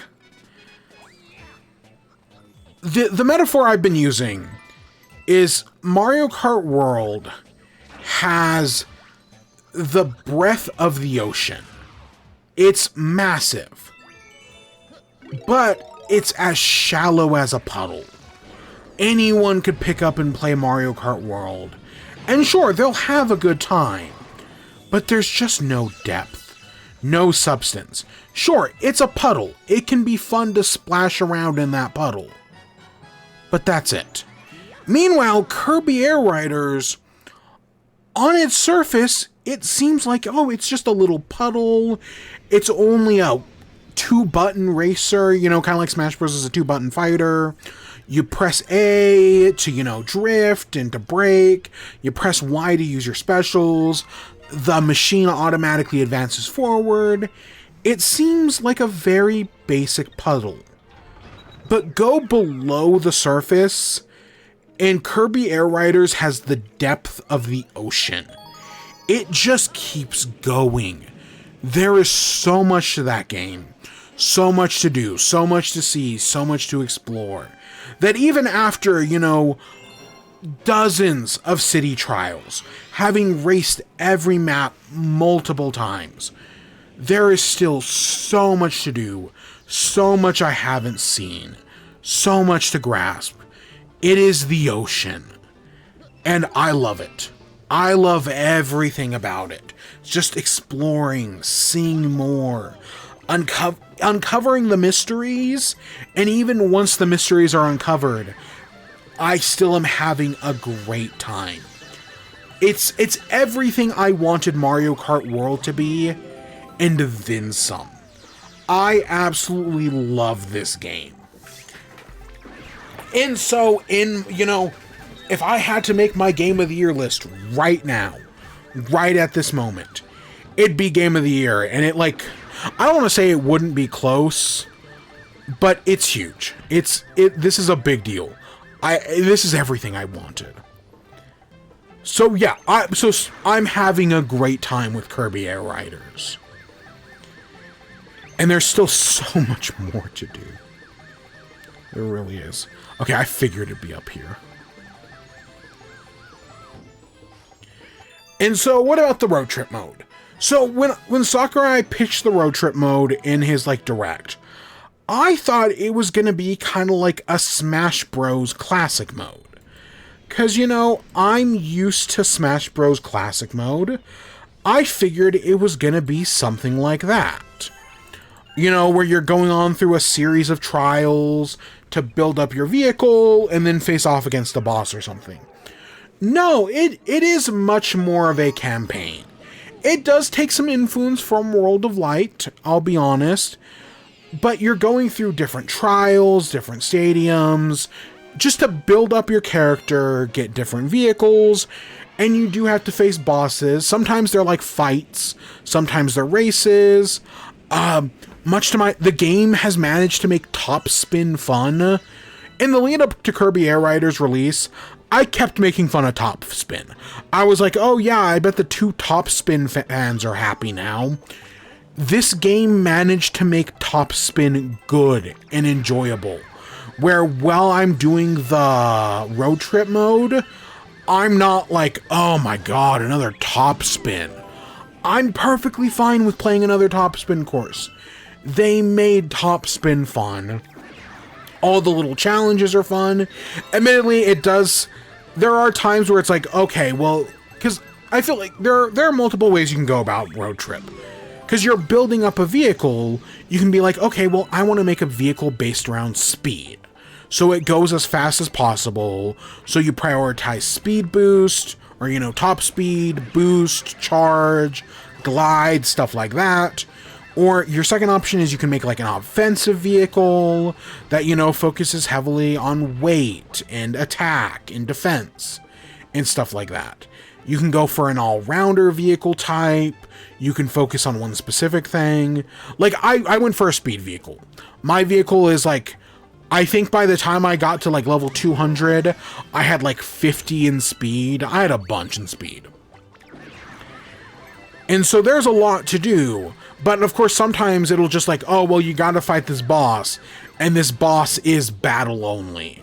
So you do kind of get stuck in some of those terrible situations. Usually I played on the normal difficulty. I didn't do the hard. I heard once you beat it on hard, there's like a super hard. I didn't do any of that. I also haven't done the post games. There's like a new game plus to do that I will at some point do. I just haven't done it yet. But overall, it's a lot of fun. The road trip, just exploring, seeing different things, all the different enemies, unlocking all the achievements. There's a part of me that kind of hoped that, like, by doing the road trip mode, I would unlock all the vehicles and characters. You definitely get some of them, but I don't think you get all of them. I've honestly found that, like, you definitely have to be eclectic with it. If you want to unlock all the vehicles and characters, you have to play a little bit of everything. And you can get different things in different ways. So, like, in City Trials, to unlock Starman, you have to fall consecutively for 6 seconds. I kept trying to do that, and I just couldn't do it. I just kept failing at the fall for 6 seconds. It doesn't seem like much, but because you're constantly just rapidly plummeting, no, it catches up quick. And then in Top Right, I got Starman in like 2 seconds. So you do definitely want to experiment with the modes and the boards. But just in my one playthrough of Road Trip, I got like 99 of the 150 Road Trip achievements. I got a bunch of them. And hopefully by the end of my second playthrough, I'll be closer to finishing it. I do know you have to beat the true ending you definitely have to beat it at least twice. But no, it's a fun mode. It's got a lot of variety to it. It's good. I don't want to spoil too many things. There are, I don't want to say there's like Smash Bros style cutscenes, but there are cutscenes in it. There's like 9 of them. And they're interesting. It definitely makes me ask some questions.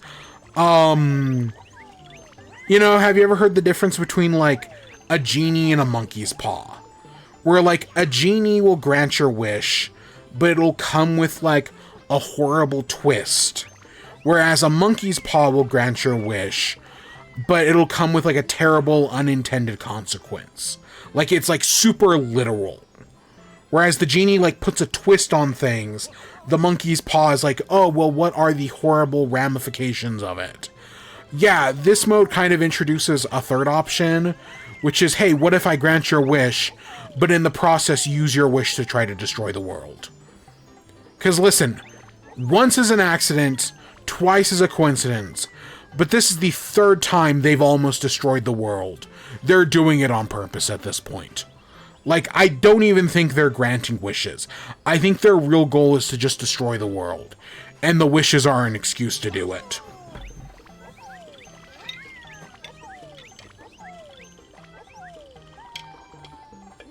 yeah. I beat the road trip, and again, no spoilers. But afterwards, I did a game of city trial, and holy shit, the thing from road trip showed up in city trials, and I was not expecting that.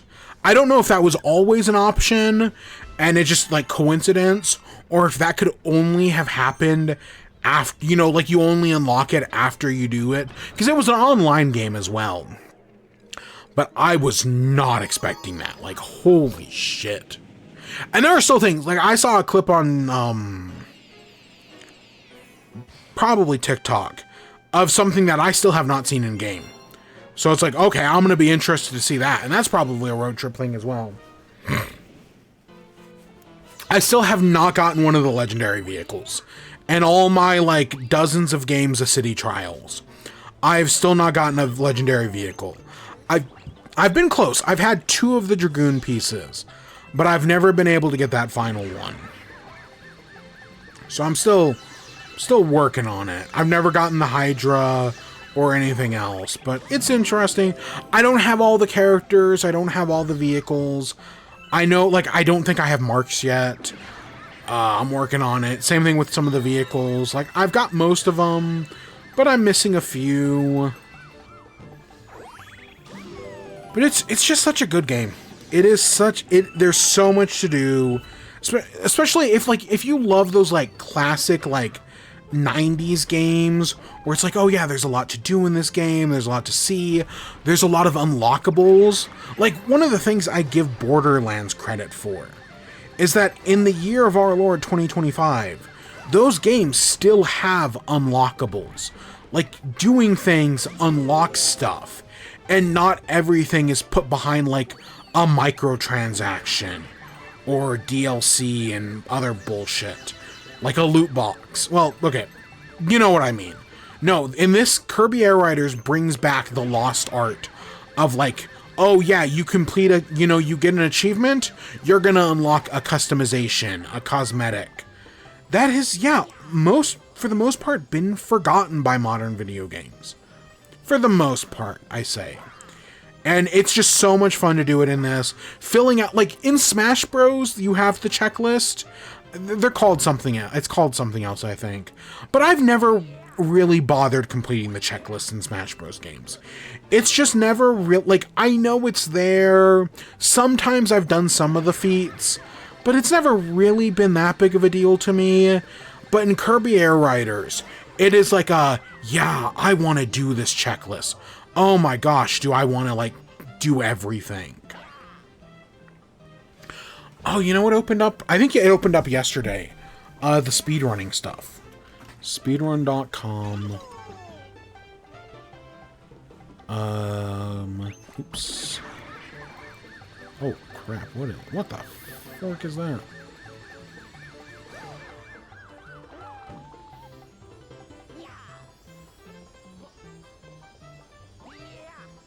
Okay, whatever. That's a little...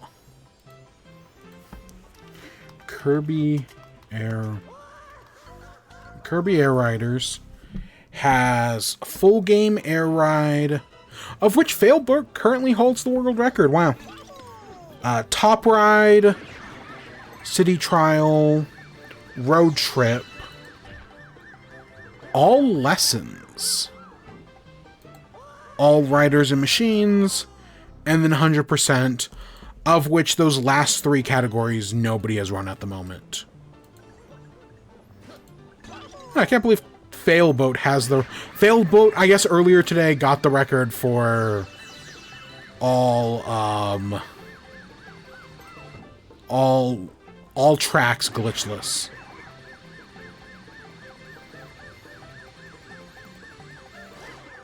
Oh my gosh, there are so many different categories.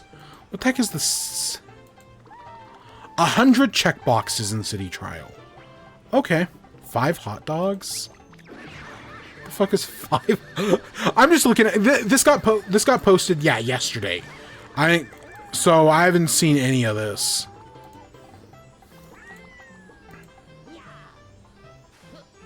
Should I try to get a... I mean, I've already been spinning running another game, but should I try something? Even though none of my speedruns have amounted to anything. So speaking of which, go pick up Kirby Air Riders. It is, if you have a Switch 2, it is a must-own game. Yes, it's easy to learn, hard to master. It's going to be a little bit of an uphill battle when you get started, but once you figure it out, it is so good. Like, anybody could play Mario Kart, but Kirby is just a much better time. It really is. So I guess that's what I'll say about that. Go play. It is, in my opinion, a must-buy game over Mario Kart. I'd say buy Kirby Air Riders before I would Mario Kart. But, okay, let's talk about Unfair Flips. So this is a game, I definitely CJ Yaw. I don't know if anybody else is even playing this, but it's a game made by, like, 3 people. Mainly, like, there's one programmer, one artist, and one musician. And it's just a coin flipping game. You're flipping a coin. I don't even know if it's a roguelite's the best word. I don't know what they actually, like, what's the genre of the game. Like, I'd have to look at their, like, Steam store page to see, like, what they classify it as. Where do I even see? They classify it as a casual clicker simulation 2D, colorful, and capitalism. Those are the popular user-defined tags. So this is just a game where you have a table and you flip a coin. And every time it lands on heads, you make money. So you start off with a penny. It doesn't start off 50-50. It's not a real coin. It actually starts off at 20. So you flip the coin, you have a 20% chance of getting heads. When you get heads, you make a cent. Then you can flip the penny again. If it lands on heads again, you'll get 2 cents. So there's a multiplier aspect to it. And so after, you do that flip, you get that first penny, and then when you flip it again, you can buy upgrades. There are 4 types of upgrades. You can upgrade your chance of getting heads. You can upgrade the speed at which the coin falls. So, like, it starts off, it takes, like, 2 seconds per flip. If you get all the upgrades, you can get it down to a second. You can upgrade the bonus percentile. So, like, originally it's 1 flip gets you 1 second. On the second flip, you get 2 cents. And you can upgrade it, so now the second flip gets 3 cents. And then you can upgrade the coin. So there's a penny, a nickel, a dime, a quarter, and finally a gold dollar. So you can get 5 different coins. I think the final upgrade costs like $100. And in the last 3 categories, the percent and the time, by the end it's like $100 per upgrade.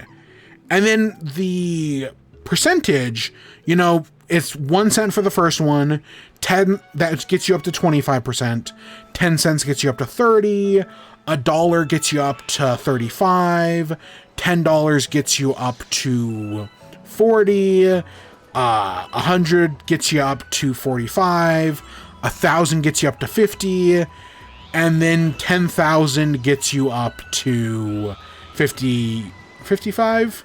That is, I think, the highest I've ever gone. I've spent $10,000 to get, I think it's either 55 or 60%.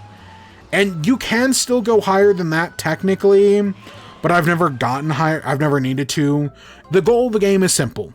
Get 10 heads in a row. So in theory, with 20% odds, it is still very unlikely, but possible, to just get 10 heads in a row and immediately win the game. But usually, it takes more than that.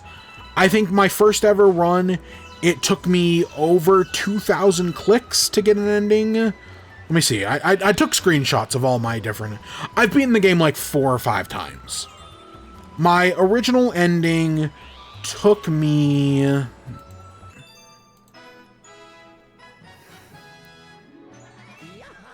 Let's see. My original ending took me 2,134 flips. My second run took me 2,000 in 57 flips. My third run only took me 1,561 flips. And my fourth run took me 2,588 flips. So, you know, I'm batting around that 2,000 flips range. And you can flip with either a click of a mouse button or by hitting the space bar. And that's it. Honestly, that second run being about 1,000 less, that run felt very long. And that's it. That's all you got to do. It's very fucking basic. It's a super simple game. I have been trying to speedrun it. Right now, I think the world record's like under 3 minutes. And, yeah, I've not gotten... My goal is to do it within 500 flips. That's my goal. I've done... Because I did runs for like an hour. And then I was like, okay, I've done runs for like an hour. Now let me try just doing some like speed runs. See how fast I can try to get it.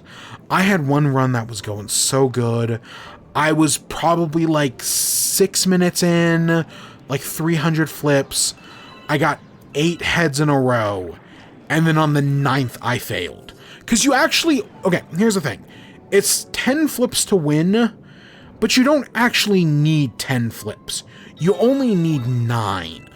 Because the 10th one, there are multiple endings. There are, I think, 4 different endings? Most of the endings have a 20% chance. So, like, one of the endings I got, the one I got of the, like, 4 successful runs, the one I got 3 times, was that you flip the coin, it lands in the middle, and then rolls off the table. So that's an ending. You have a 20% chance of getting that instead of getting your 10th heads. There's a 20% chance the coin will just flip up and just keep going.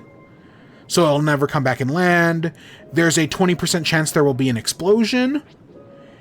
And then there's a 10% chance that the coin will actually land on heads. In which case you'll get a good job sticker. Spoiler alert, I haven't gotten that ending yet. And yeah, that's it. Super basic game. You can do a run in like... Again, in theory, there are like no safeguards for like... The game even says... Because there's like a tracker keeping track of your flips and like heads or tails. But there's a thing that says like, yeah, we've built in no safeguards. In theory, the game, if you're unlucky enough, the game will never end. But I think the average run took me like half an hour, maybe like 45 minutes for some of those longer ones. And yeah, no, it's super simple. I was doing other stuff, but I was just like, yeah, let's just flip it, you know, I can hit spacebar every second. Sure, that's not bad. And I've just done a run a day for the past like week. I don't know, when did CJ put out his video on it?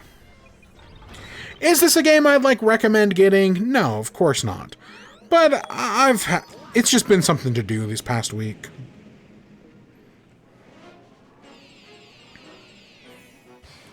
Let me see. CJ Young.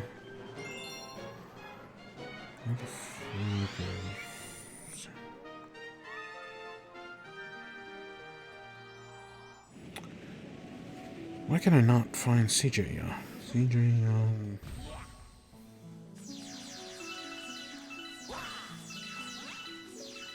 Maybe it was on the second channel.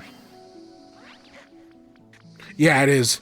So I flipped coins for 6 hours. It broke me. And it was him, you know, it's a 30-minute video about him, you know, flipping coins and doing other stuff. And yeah, when that video came out 2 weeks ago, but I finally got around to watching it this week. And it was between him playing Silk Song. And yeah, it's just a little bit addicting. So yeah, I don't know if I'd actually ever recommend it, but hey, that's a thing. That is a thing that exists. I'm not subscribed to a second channel, that's why. I was like, why can I not find it? I don't know, I've gone on rants about second channels before. I'm not going to rehash any of that.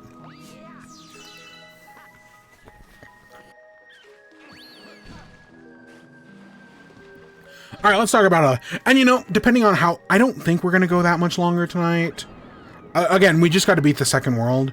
But if I still have stuff to talk about and we're still going, I'll boot up Unfair Flips and we'll do a run or two. I'll attempt some speed runs.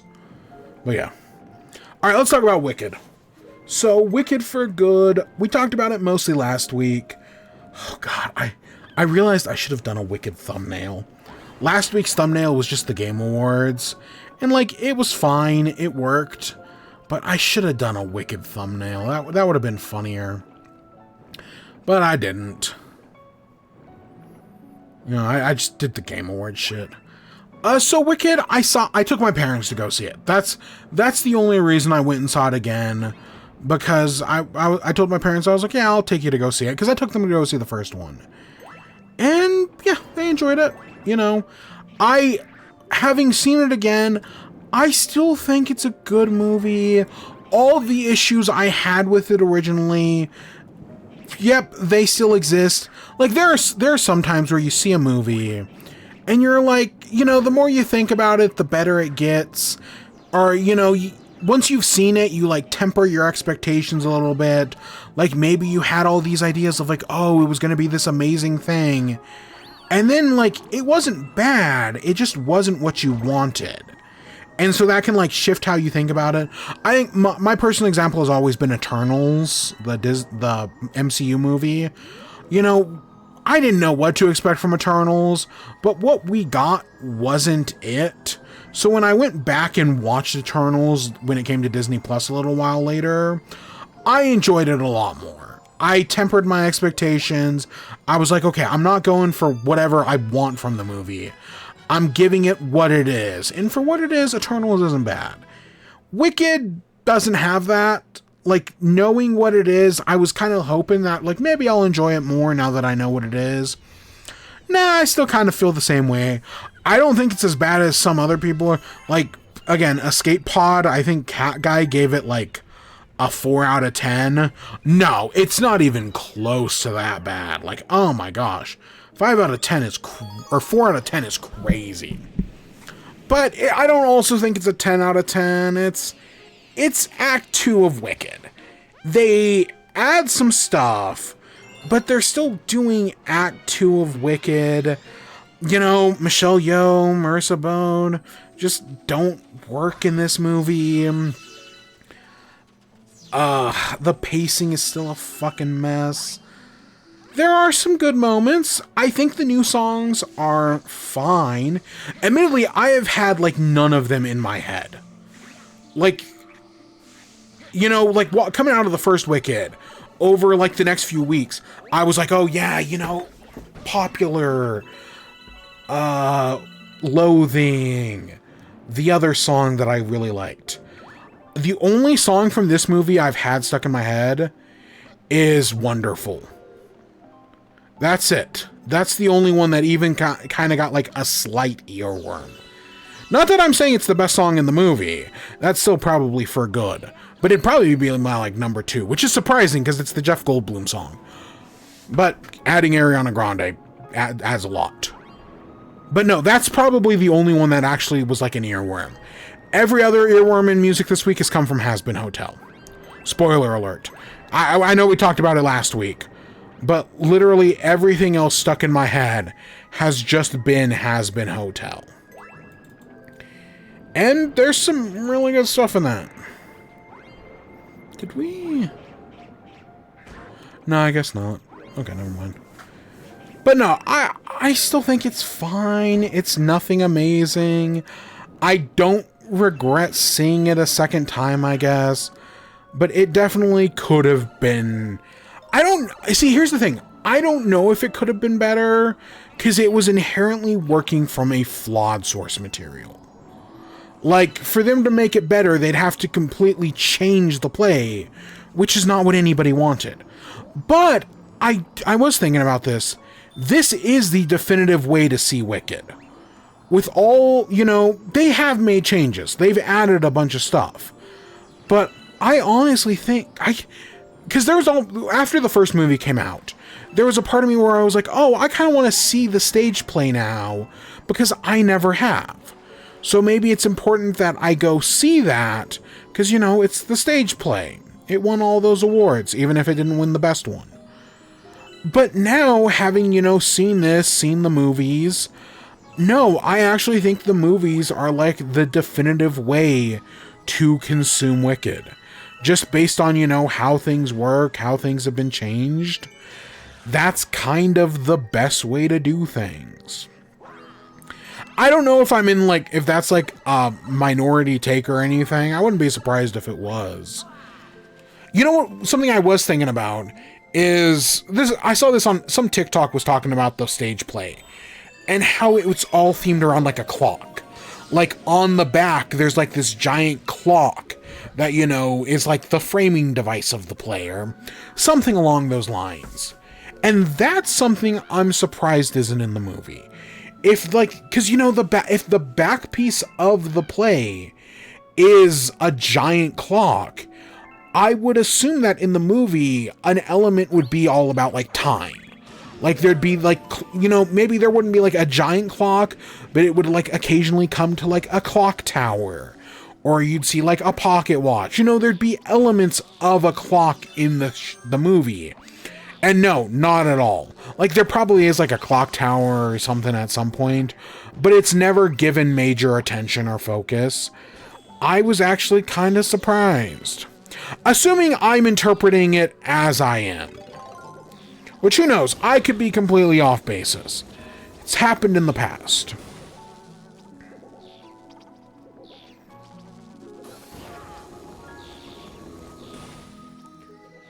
But yeah, no, it's fine. I've definitely not seen it a third time, I'll tell you that. Because I got Knives Out 3. And I got Five Nights at Freddy's next week. Oh boy, do we have Five Nights at Freddy's next week. That was another one. So after I took my parents to see Wicked, I was like, oh yeah, because I took them to see the first one. But I also did take them to see Five Nights at Freddy's. Not that I was like, oh, you guys... It was more of like a casual, like, hey, I'm going to see Five Nights at Freddy's on Thursday. Do you guys want to go? And surprisingly, they both said yes. So I kind of like made the same offer. I was like, oh, I'm going to see Five Nights at Freddy's next week. Are either of you interested? I took you to the first one. And no, they didn't care. Because, yeah, I did see even though it was on streaming services, I did see the first one in theaters.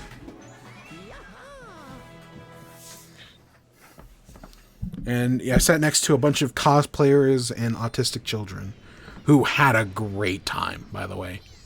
Like, I'm really hopeful for this next one.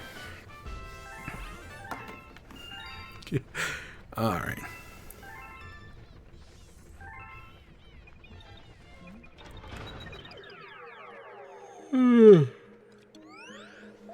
Oh my god. Alright, I think we've got just 2 worlds left, so let's just get going. So let's talk Zootopia. Zootopia 2... Well, okay, the original Zootopia is a good movie. It's a great movie, even. My problem with it, though, is that its racism metaphor is kind of a mess. The idea of using animals for predator and prey as metaphors for, racism in different races just doesn't work. Because, there are inherent biological differences between a rabbit and a fox, whereas all humans are the same. So the metaphor kind of breaks down on that level. And the movie, listen, there's this idea in certain groups of people that will say any movie that talks about the struggles of women or people of color or the LGBTQ is inherently preachy. I think that's bullshit. I think just because somebody talks about their issues doesn't mean it's preachy. It can be preachy. That Mulan book we read recently was kind of preachy, talking about women in business. Even though I personally didn't mind that book, I could definitely see why someone could call it preachy. But there's this just inherent, those people, the people on the right, love to just say anything with a woman who talks about her struggles is preachy. I think that's bullshit. But Zootopia is kind of preachy. It's just the way they talk about things that just is messy. So while Zootopia is a good movie, it's a bad racism metaphor. Compare that to something like Trolls World Tour, which is a bad movie, but a good racism metaphor. You kind of get two sides of two sides of the same spectrum. So going into Zootopia 2, I had heard it was great going in, that people really liked it. And, I was like, okay, if they tone down some of the stuff, maybe not every other line of dialogue is, oh, well, you shouldn't say this about bunnies because X, Y, or Z. I mean, sure, you got that line in the trailer that's like, never pull a bunny's ears. But I think that was fine. It's fine in the movie. But, I was a little worried. But I was still overall, again, it's a good movie. Sure, Disney has a bad track record with sequels.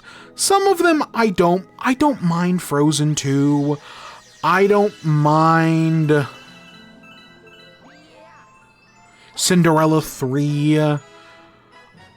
I would like to think there's a third example. Genuinely cannot think of it. Like Moana 2 wasn't great.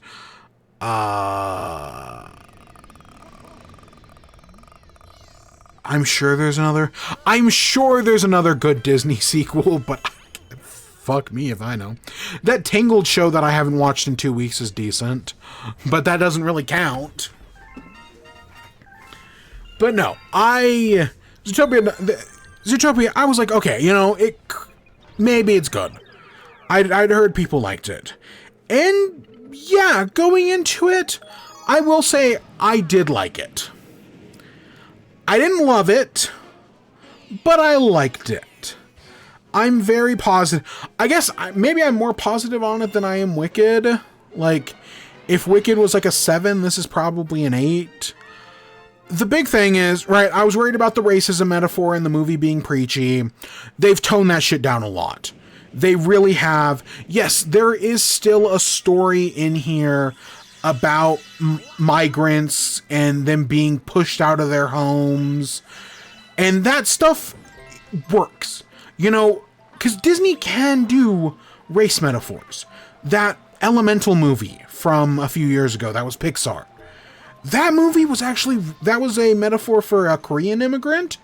And that was really good. Like, that actually worked really well.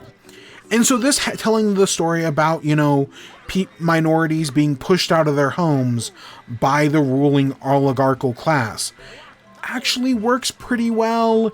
It's not nearly as preachy. They have their moments, but it's talked about differently. Like, you can obviously fill in, who's who in the movie. But no, it's a lot more toned down in this one. And I do like that. My problem initially is that, how some sequels will look at the original movie and be like, okay, the characters are where they are. Let's expand on them. We set up in the first movie that our hero is the chosen one with this, badass power. So now our sequel is going to deal with, not just a new, bigger threat, but also a challenge that they have to conquer. Like, they're not, like, a bad sequel just has the character relearning the lesson from the first movie. They go through all the same story beats, they lose their powers, they have to relearn the same lessons. It's kind of a mess. I can't think of any good examples off the top of my head. If you want an example of a sequel done right, Kung Fu Panda 2. It's the perfect sequel. It doesn't reset Po. It takes where he was in the original and just expands beyond it. It's the perfect sequel. Toy Story 2 is another great example. Zootopia is not. There were large portions of this movie where, like, yes, the characters have not been reset. Nick and Judy are partners now. And so instead of going from their relationship in the previous movie, which was cop and con, in this one they're now partners, and they're dealing with the struggles of being able to, like, trust each other and believe in each other, and what their values as partners are. So, like, character-wise, they are growing. Plot-wise, however, this is just the first movie again. They go, there's a case, someone doesn't believe somebody else, they end up investigating it. Again, there's some racism involved. And then that eventually amounts to them uncovering the bigger issue. Spoiler alert, there's a twist villain. When the twist villain happened, I did not like it. I did not like the twist villain in this movie. I know other people disagree and they actually do like the twist villain. I am open to be willing to change my mind, but for the moment, they set up the twist villain with Judy Hopps saying like after Nick almost dies, Judy says something along the lines of, "Oh, thank goodness. Last time we did this, there was a twist villain." And then she immediately gets stabbed by the twist villain. I did not like that. From what it sounds like, the twist villain expert, Shay Frillis, disagrees and actually likes the twist villain in this movie. I am not an expert. Maybe it is good. I'm totally open to changing my mind on that subject. For the moment, I did not like it. And so there's a lot of stuff like that in this movie, where it's like, okay, we're just going to do elements from the first movie again. And I do like that they didn't just reuse all the characters from the first movie. We get some new characters. We get Kyo Kwan as a snake named Gary, who I do like. He's not in the movie that much, but I do like him. We get a conspiracy theorist beaver. If I had a nickel for every time If I had a nickel for every time a conspiracy theorist saved a reptile, I would have 2 nickels, which isn't a lot, but it's weird that it's happened twice. Admittedly, this conspiracy theorist in Zootopia is not as bad as the one in Godzilla, because, the one in Godzilla is, a flat earther 9/11 guy, 9/11 truther. He would be the most annoying fucker in the world in real life. But, yeah, in Zootopia, the beaver, whose name I don't remember, is a lot better. She's a lot more likable. So yeah, there's a few other characters. They bring back a lot of the fan favorites. The only one who they don't bring back is J.K. Simmons, but hey, Patrick Warburton's pretty good. There's a lot of new characters that are a lot of fun. Patrick Warburton, as a horse mare, who's clearly Arnold Schwarzenegger. Some of the cops are okay. There's 2 goats who, when they showed up, I was like, oh, that's just Prepotente and Miriam Dom. Yep, that's who they are. I know they're nothing like them, but that's the first thing I thought of. But no, it's plot-wise, they're just doing the first movie again. Character-wise, no, they are going beyond. And potentially, here's the thing. I have problems with the first movie. But because this movie doesn't have those problems, I may like this one more. But because it's just the first movie again, I'm more hesitant to say I like it more. Because it's just doing the plot of the first movie again. I don't want to be like, oh, well, here we go again. It's just the same thing. But because it's not as preachy as the last one, I like it more. I'm hesitant to say that. But that might just be true. I don't know. I've definitely seen worse. Disney's movie last year was awful. I actually did rewatch Encanto this week. I was doing other stuff and I was like, oh, I need to put on something in the background. Fuck it, let me put on Encanto. I've been listening to Stephanie Beatrice and Has Been Hotel. Fuck it, I want to listen to that again. Did really fucking enjoy that one. Guess what? Encanto is still really good. And then I was going to rewatch the first Zootopia, but I reached my data limit, so that was out of the picture. Because I forgot to connect the Wi-Fi. Nah, it's fine. So yeah, I don't know. Should you go take your kids to see Zootopia? You probably already have. If you're a fan of the first one, you'll like the second one. If you weren't a fan, I don't know. There's a chance. I did. At least a little bit.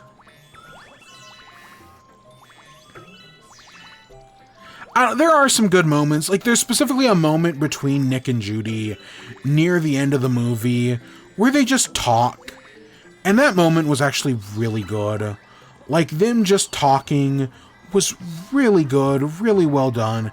Giving them that bit of just, we just had this action sequence, and now we get to calm down for a minute before the final big set piece.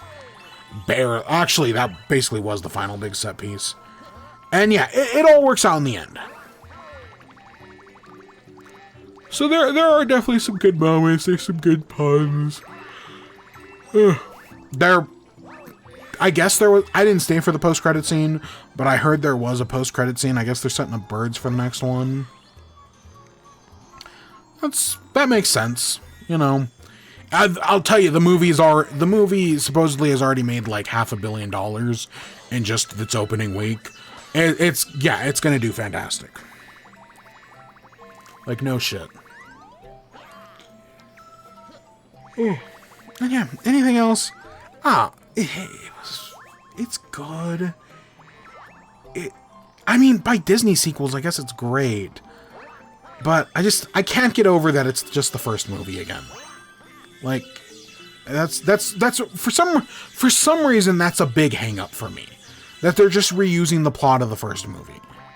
Like, it's not all copy and paste, but there is definitely some copy and paste. And I feel like I'm in the minority on that opinion. Like, a lot of people seem to be fine that it's just the first movie again. Like, it's an homage or something. Yeah, I'm not.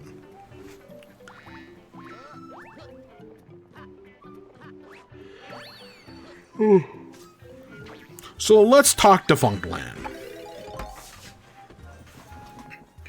So if you don't watch it, Defunctland is a YouTube... They're basically documentaries. I'm going to call it a documentary. It's a YouTube documentary series. Originally, it started off with the idea of preserving old theme park... Originally, it started off with the idea of making, like, a potential, like, virtual theme park, but this idea of preserving old theme park attractions that no longer exist for modern day audiences. So, like, classic rides like Back to the Future or extraterrestrial alien encounters. The good in the bad that had been lost over the years. Just finding a way to preserve them. But then, as the series blew up on YouTube, it kind of morphed into a beast of its own making. That being what is basically a documentary about the history of theme parks in a lot of ways. Separate from, all the other channels that are doing something similar. And so, kind of like Defunctland over the years, as the projects got bigger and bigger, and the ideas evolved, and it's not always theme parks. Like, one of the biggest ones is about Disney Channel. So, there's always some sort of correlation. But as the, project has evolved, the videos take longer and longer to get out. And it's usually, there's only one video a year. That's kind of become the standard at this point, is we get one a year. But they're always really good. And so this usually, I don't know when this happened. This happened sometime in the past 5 years. It became a Thanksgiving tradition for me to watch Defunctland before the Thanksgiving meal. Sometimes after, but usually something to do with Thanksgiving. That, you've got all this time, turkey's in the oven. There's not really much you can do. So watch some, instead of watching like Planes, Trains, and Automobiles, you watch Defunctland. Because they usually put out their big video in November. Not... Last year's, I think, came out in December. But the year before that, I think it was in November. The year before that, it was in November. So yeah, or sometimes like the video will come out like in October, and I'll just save it for November at this point. Like if the video had come out earlier, Last year it sucked because the video came out afterwards, but yeah, beggars can't be choosers. So this year's topic is about living characters. That Disney is, last year's was all about Disney animatronics. It was a big, almost 2-hour video just going over the history of Walt Disney animatronics, how, basically starting with some of the first animatronics ever created in Egypt that we call animatronics even, puppets basically. And then going up through Walt Disney, the World's Fair, great moments with Mr. Lincoln, all these different things, how Disney has evolved. Originally they created like little puppets, the Carousel of Progress, doing like It's a Small World. It was really interesting. I actually rewatched it because, after I finished the new episode, I was like, I've still got time. Let me rewatch the old one. I rewatched it today. It's still very good. It's still very interesting. Some of the history of this theme park stuff is really fascinating, learning about some of the controversies. Like nowadays, Disney, creating an animatronic of a president is just kind of what's expected. It's what they've been doing for years, decades. So hearing that, when they originally were going to create an animatronic of Mr. Lincoln, it was actually like this really controversial thing. Like, that's interesting. I didn't know that. At least, till I watched it last time. So, okay, I really enjoyed the first one. This one is a lot longer. And it specifically, I figured like, okay, the original one with animatronics ends off with the invention of computers. So I was like, okay, this one's, going to pick up from there. We're going to talk about, some of the future ones. Because like one of the animatronics I knew about was the Yeti. On the Matterhorn, there was like this big Yeti animatronic, which was like a pain in the ass and it kept breaking down. That is not in this video. This video is not about that. It gets mentioned at the end of the last one. Barely. But no, instead, this is all about living characters. Which is not something I'd ever, really thought about, specifically as an idea of living characters. I want to be clear, I am not a theme park guy. I have been to Disney 3 times in my life, once for the 50th anniversary, once for the 60th anniversary, and I did not go to the 70th anniversary because they're too fucking expensive. And yes, it is just complete coincidence that it was for the 50th and 60th anniversary. Complete coinky-dink. So yeah, I never really, I'd seen, the whole, Monsters, Inc. attraction. Yeah, I had seen that. I had no idea that was specifically, a living character. Turtle Talk with Crush? I'd never really thought about it like that. Literally, the technology I'm using to do what I'm doing right now with my little guy down here. And, being able to come up here and say things. That comes, that first starts with something like Turtle Time from Crush. And now it's fucking everywheres. And I'd never really thought about it like that. So learning about that stuff is really neat. Some of the other things, I remember hearing about some of this other stuff. Oh god, I'm not gonna spoil anything per se. But already, everybody's been talking about this. The one moment early on where you learn about the big dino and just how that's revealed with it being a kill murder bot. Because one of the great things Defunctland does is, well, yes, he's basically making a feature-length film documentary. And then some. Another important aspect of it is that Kevin Perger, the guy who does the series, will occasionally go off into his own side tangents, usually about Michael Eisner, and I love it. It goes that, yes, this is basically a documentary. This is still a YouTube video at the end of the day. And so Kevin, by him injecting, going off on a rant about this, big dino, or him getting an obsession with, the Nemo walk-around character, that's the kind of shit that makes this a unique, that shows off his voice as, an artist and why people like Kevin Perger so much. I know not everybody does, but I think he does a great job at what he's doing. And yeah, it's moments like that. And then same thing with when they eventually talk about the Disney animatronic that came out earlier this year. I remember people talking about the Disney animatronic. I specifically remember the Disney part of it where they're being like, oh, this is our most advanced animatronic ever. I don't think I had actually seen it until I watched this video. Yeah, no, it's... The word I'd use to describe it is puffy. Compared to what Disney actually looks like, it looks kind of puffy. But then I loved his take on it, Kevin's, that, oh yeah, it doesn't fucking matter what Disney... You know, would Disney have wanted an animatronic made of him? Doesn't fucking matter. You know, he degraded the dead before. It's out of his hands if, you know, someone else does it to him. Doesn't fucking matter what he would have thought. And yeah, I think that's a great take. Because you're seeing... I don't know if you saw that video from the... I think it was Austin from Austin and Ally. I want to say the actor's name is like JT Butler. He's running an AI startup company nowadays. And they made a thing where you can like record a video of your grandma and they'll turn once she dies, they'll turn your grandma into like an AI chatbot.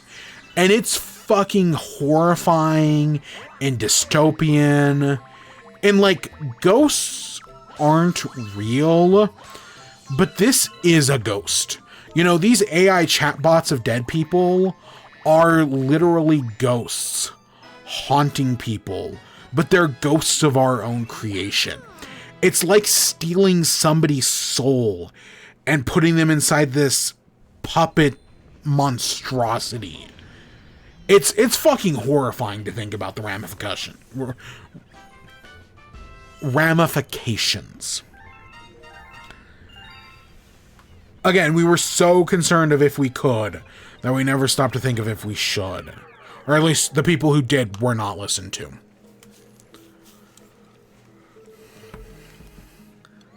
But yeah, this Defunctland documentary, so good. It's 4 hours, but it is totally worth it. And like, actively watch it. Like for something like whenever Jenny Nicholson puts out a new video, it's been over a year now. I usually am like, okay, I'm going to play a video game and listen to her new video.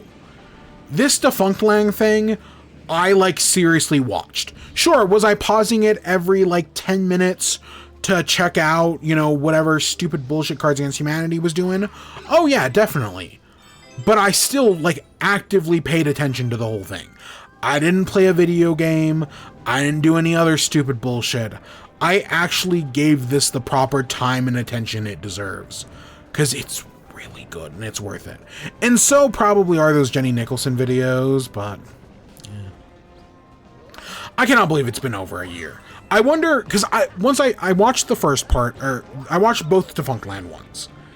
And then afterwards, the next thing that auto-played was the Galactic Star Cruiser one, because he talks about Galactic Star Cruiser in his video. How old is that? When did the Galactic Star Cruiser Jenny Nicholson video came out? Because that video is also 4 hours, but it is also definitely worth it. It is also really good. The Spectacular Failure of Star Cruisers came out in May of 24. Okay. Yeah, that was her last video. I don't even... Like, if she retired, I wouldn't be surprised after that. But it's a really good video. It's really fascinating. Let me see, how far did I get into it?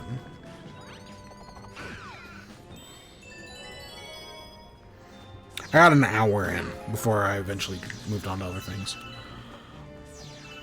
But yeah, other things about the Kevin... I actually did watch a video earlier this week that was like... It wasn't like the in-shitification of Disney, but it was called like... It was like the Premium-ification of Disney, where about how Disneyland has been like, they're taking away things that used to just come with the park and now selling it back to you at a premium price. Like before, you could just take a shuttle from the airport to Disneyland, or like hotels would offer shuttles. Like the last time I went, my hotel just had a shuttle that took us to Disneyland. Yeah, Disney doesn't do that anymore. If you want that, you gotta pay. It talked about the tents at Disneyland, how You know, they have like these how in like 2017 they had these tents set up, premium parking, all this just bullshit that Disney has done, where they've taken away things that used to be just standard and now sell them back to you at a premium price. The premium, so it's from a channel called Theme Parks Shouldn't Exist. And it's the Premium-ification of Disney World. And the video was 9 days old. Another video I'd recommend as well, because that was really interesting. Same in the Kevin Perger thing, they talk about how, you know, they're doing all these advancements in animatronics, but none of it's actually coming to the park, because it's just to, like, entice shareholders and to make the stock value go up. Like, they partnered with NVIDIA just because NVIDIA is the biggest company in the world and they want to make the stock go up. And yeah, there's a lot of stuff. I couldn't possibly describe everything, but there are so many just interesting facets, thing I'd never thought about, how these characters have all, for the most part, gone away, with the exception of, like, these new droids. Is the droid he talks about at the end of the video, like the UBX units or whatever they were called, are those the droids from Jedi Fallen Order, Jedi Survivors? Is that the droid? Is that like Cal Kestis's droid? I honestly can't tell. And I still haven't been to Galaxy's Edge. I've never been to Galaxy's Edge. Like, there was a period where I was like, oh yeah, I hear it's empty now. This is like the time to go. And I've still never been, and then the prices keep going up, and... Because, like, in theory, I would have liked to have gone this year. Just to say, like, oh yeah, I go to Disney every 10 years. I still want to go to the Nintendo park. I don't know, there are other issues I haven't gone, or other reasons why I haven't. But maybe one day. Because, like, I'm not a theme park guy, but I like, you know, it's because of people like Defunctland that I like theme parks.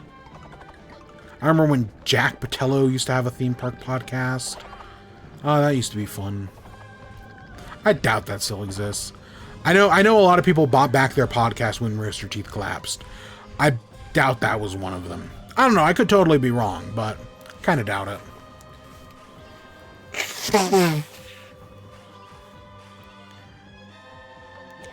Anything else? Just go watch it. That's all I gotta say. It's 4 hours, but it's totally worth it.